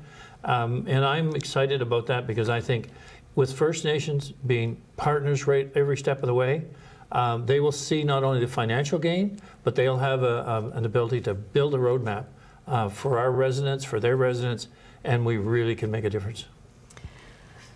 I guess related a bit to what you've just discussed, one of the biggest obstacles to growing our economy is the availability of labor. It's complicated, and it is relevant to issues like energy, like housing, like healthcare, and we'll talk a little bit more about those later.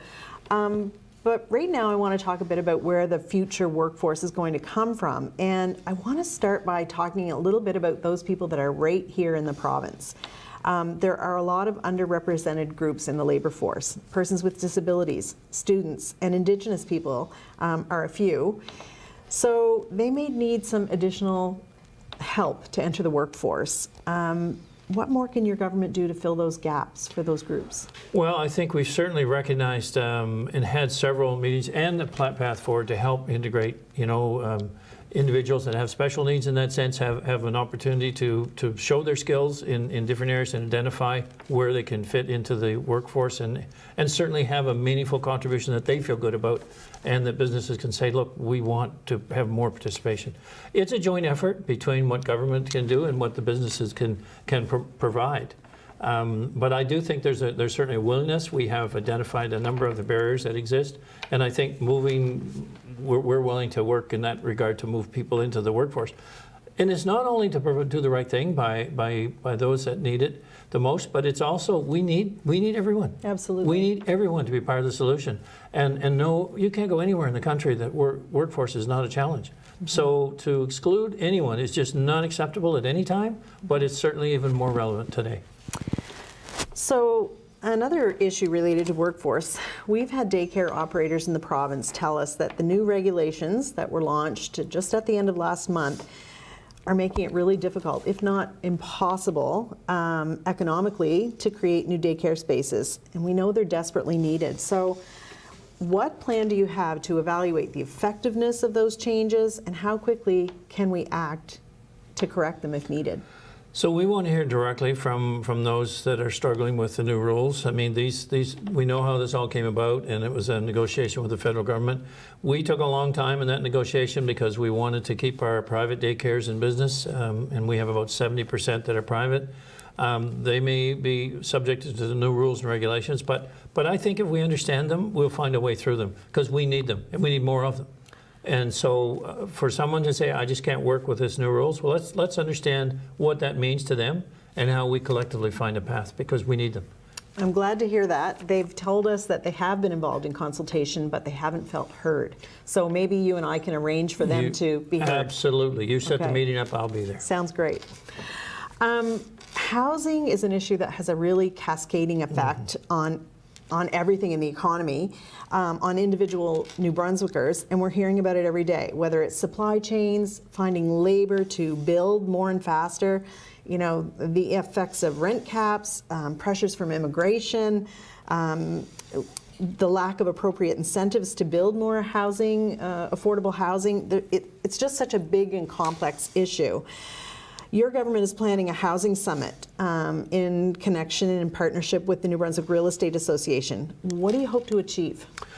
Well, we've established a Ministry of Housing particularly to get under the hood of the real issues. We've created the public housing. We brought it back. It wasn't really active for many, many years. We brought it back. We put $100 million into this program in order to start new housing, in order to refurbish public housing that was available but not in a position for anyone to use. The population explosion we've had in the province has certainly brought these new challenges, or opportunities, I'll say, because we all believe that the population was needed. We've seen, the benefits of that. With we're no longer the oldest province in the country. I know I don't necessarily help that demographic, Me either. but well, more so than I. But it's a reality, and that people look at that because I think 60% of our immigrants are within or less than our median age or in that range, so which is around 45. So I guess Minister Green is looking at this very seriously, working with all of the people that are affected.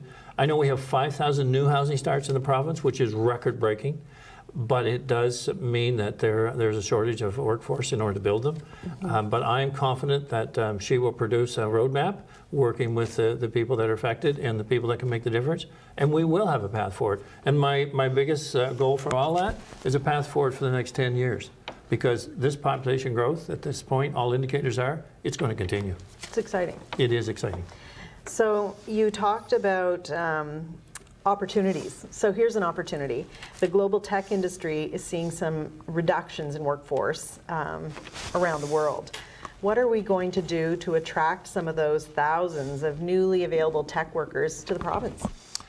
Interestingly, I was at UNB just recently, and they were given a meeting with the cybersecurity group, and they were given demonstrations of of their capabilities and what they're doing in kind of on the world scene, and how we can attract talent here. But we know that that talent is very mobile, and so they can work anywhere. So what I believe the opportunity is that we can source that talent, and even in government, you know, we can source those people that are working for a greater operation. Maybe they come into New Brunswick, they set up shop here, and then we employ some of them for us for IT. And where we saw from UNB is that we're kind of on a leading edge there on cybersecurity. So I think that, and they said that the issue mostly is, can you, because people can work anywhere, can you convince them that they can do the same thing here as they could in California, or they could in any other major city? And I think what we're seeing is the eyes are turning towards Eastern Canada. They're turning towards New Brunswick and saying, wow, I really can have the career that I thought I could only have in this major urban center, and I can do it right here from New Brunswick. I can have lifestyle, I can have a place for my family to grow and thrive and survive. I can have second to none quality of life, and I can provide a service anywhere in the world. So I saw from the folks at UNB, I saw that sort of outreach, and I see that more and more with what they're bringing to the table. And it's going to take that kind of initiative privately to make it happen. And I'm open to listen to any areas that we can be a party in that, but we kind of need that roadmap too, because government can't invent the next step. Fair enough. Economist Richard Sion has written about making the shift in government from managing decline to managing growth, and you've talked about that as well. We've had slow or no population growth for quite some time. But how do you interpret that idea from your perspective, and how are we going to shift thinking, managing growth? Well, yeah, we were dormant for a lot of years. So I think what we've seen is this exponential increase. It does provide challenges that we hadn't experienced. I mean, apartment owners that had vacancies, you know, in the double digits for years and years, maybe for the entire time they've owned the building. So all of a sudden, we're in a new demographic, a new challenge. I think we'll adapt to this. It doesn't happen overnight. It's something that we expect the private sector to do that. We're seeing record investment from private sector in our province. And again, it's okay, what regulations, what are the things that slow down developers? You know, when I let's talk to different ones, I say, you know, it takes too long for an approval, take too long for the assessments. You know, if we have an issue to get a permit, it takes too long. So the same sense of urgency that builders have and that we've seen with the population growth, we need that same sense of urgency in government. So when someone working in a department is seeing an opportunity or has got a request, don't put it off till you come back from vacation. Jump on it. Jump on it and drive it right through. In ONB, we set up the navigators, and the idea was, you know, walk people through government and the bureaucracy that exists. But I'm seeing a shift there in culture, and I talked about that way back, that New Brunswick needs a cultural shift, and we need it in government. We're seeing it. We see it in tourism. We're seeing it in finance. We're seeing it in ONB. We're seeing areas that are really starting to engage. And I could go on in different departments, but I just think there's going to make the difference. You've mentioned the navigators. One of the things that we've asked for a number of times is an immigration ombud, and we love what ONB is doing with the immigration navigator team. But when an issue arises, sometimes a newcomer needs someone to advocate on their behalf. What are your plans, or have you considered adding immigration ombud to the mix? Well, I'd like to think that it's part of the job responsibilities from those that are in the system now. We often have a habit of adding on to a situation to make up for the deficiencies that may exist. So I would first want to understand, why isn't that already happening? And because we would have individuals that were part of the process. And a lot of times, you know, things get handed off to what might be considered as, this is the department that looks after that, when in effect, it's really all part of the bigger job responsibility. So I'd be interested to understand that, but do we need a separate position, or do we need a particular department or group that says, okay, that's part of my job? Because that was the intent on the navigator. It took all aspects and then drove it through government. We'll send some information your way. Perfect.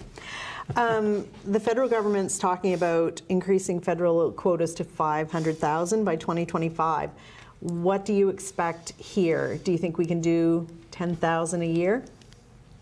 Well, if you looked at the job opportunities and in the different sectors, so it depends on the diversity of who's coming.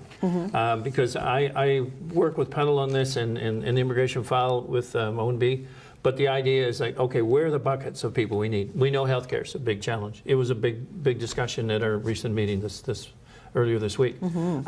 So it's basically, can we fit people? Are people coming with the right skill set? Or the right, let's say, capability to move into and train for the right skill set to fill the needs we have.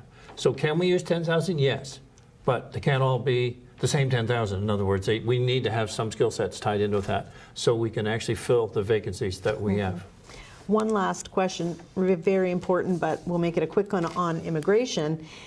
We have also advocated for municipal voting rights for permanent residents, and this was talked about during local government reform. How can we overcome any roadblocks to having that happen? It was a discussion a few years ago. I haven't had any real recent discussions on that. I guess to understand what the pros and cons would be is still kind of important. I know there are people on both sides of the camp. I'm not sure if any other provinces are doing this at this time, and maybe there's some examples there to follow, but maybe that's another one we have to put on the block to say, okay, let's understand this. I don't know the pros and cons and the benefits. I understand the rationale or the reason for the request, but I don't understand all the implications. If we want newcomers to stay, that's a great way to make them feel part of our communities, but I'm going to put that on the follow-up list okay, for you and very I. good. I also want to just ask a couple of questions about technology. Tell me about rural internet access. What are you doing? Well, we looked at the different providers, and so obviously the big providers are in the market now, and you know, with hardline connections. There's several satellite operations that are in the mix right now. We've offered like a funding model to help people in rural capabilities or rural areas that cannot have access any other way. And I think that is our goal. There are a number of private companies that are offering high-speed service. Really, I guess high-speed may be relative, but that are functional service models that reach rural communities. And we want to help those that have no other opportunity, because if they have an ability otherwise, then okay, they're meeting their needs. But in other cases, I think the satellite services that are available are indeed capable, and some are better than others, and we want to see everyone connected, and we have a program to kind of help that with people that have no other way to get connected. Definitely a workforce tool, definitely an immigration tool. I mean, just a necessity in this province. Tonight you talked a lot about the energy sector. And in the past, there have been energy and natural resource projects that haven't come to fruition. So how are you going to avoid any pitfalls that we might have had in the past and make sure these things come to fruition? I think there's a renewed understanding that, you know, there's a gap here right now in energy supply and green energy availability, and what's available to us now. We see the windmills growing in province. You know, I was recently told by a developer in that regard that we have one of the best provinces in the country because the way our grid is set up and connects with all around the province. So wind farms can be really anywhere and connect to our grid. But it won't meet the needs of the full requirements. So that's where we're in the SMR file, because the future is going to be nuclear in terms of meeting the demands. There is no other option right now, and that's maybe 8 years out. But there is a transition, and there's a transition that's existed for some time in New Brunswick, transition energy supply, and that's natural gas.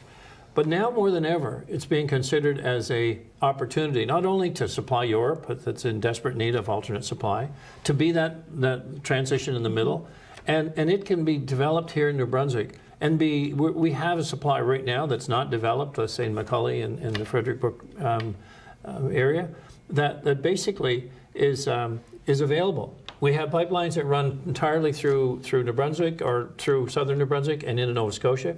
We could shut down 4 coal plants, we could reduce emissions, and we could be in a position of shipping LNG to Europe.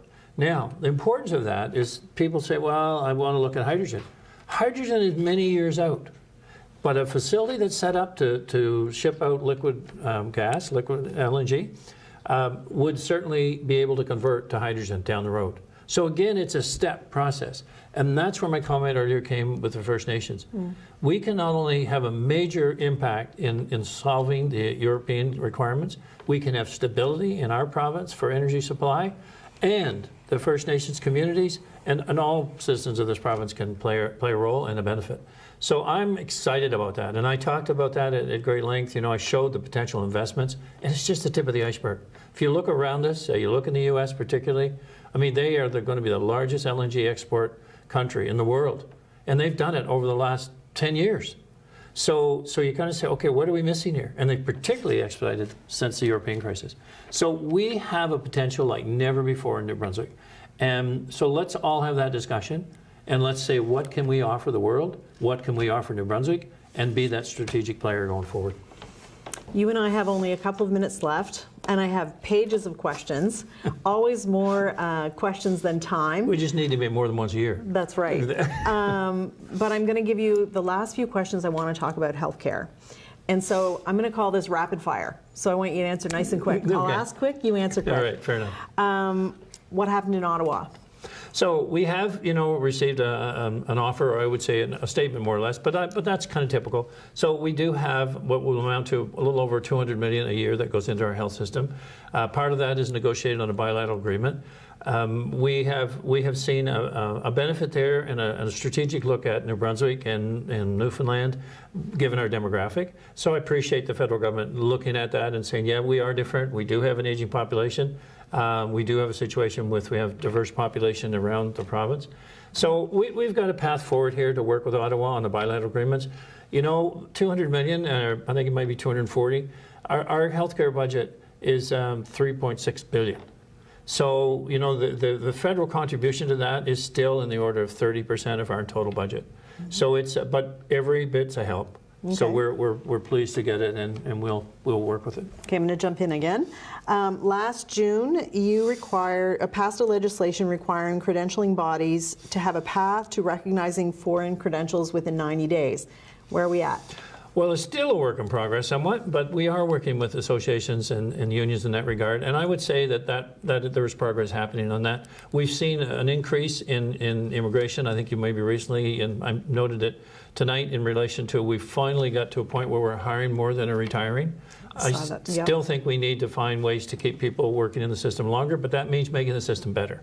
And that's the focus. We've had greater uptake in people in nurses going for training. We did the Beal program that brought 100 new nurses now training in the system in a 3-year program. So we're looking at how do we drive down that. I mean, if you go back to the nurse practitioners years ago that were 2-year plus experiential, the 3-year program can do that same thing.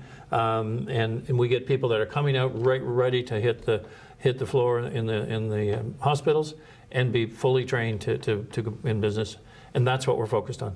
Are we going to keep NB HealthLink and virtual care? Yes, we're seeing a great uptake in that. And the community care model is another one. We've seen changes right here in Fredericton over the last week. That'll see greater access through a community care facility. And the focus is to have the ERs get to be back what they used to be, emergency rooms, where people are going because they have an emergency and not because they have nowhere else to go.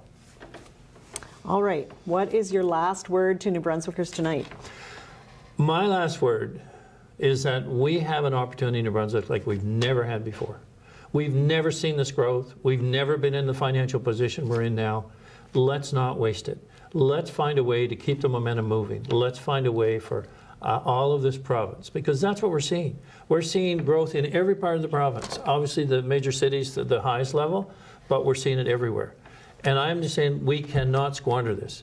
And let's not be shy. Let's be bold. Let's think bigger. Let's think stronger, because New Brunswick is indeed now becoming a force to reckon with. Thank you so much, Premier. Thank you for your remarks tonight. Thank you for this time that I always enjoy having a one-on-one conversation with you. I want to remind you that we did make a contribution to the Chamber of Commerce Scholarship Program in your name. I want to thank all of our guests at home who joined us tonight, all of our guests who were with us live this evening as well, and a special thanks to our platinum sponsors, Siemens, and all of our other sponsors as well, and the team who put tonight's event together. So thanks very much, and we'll see you next year.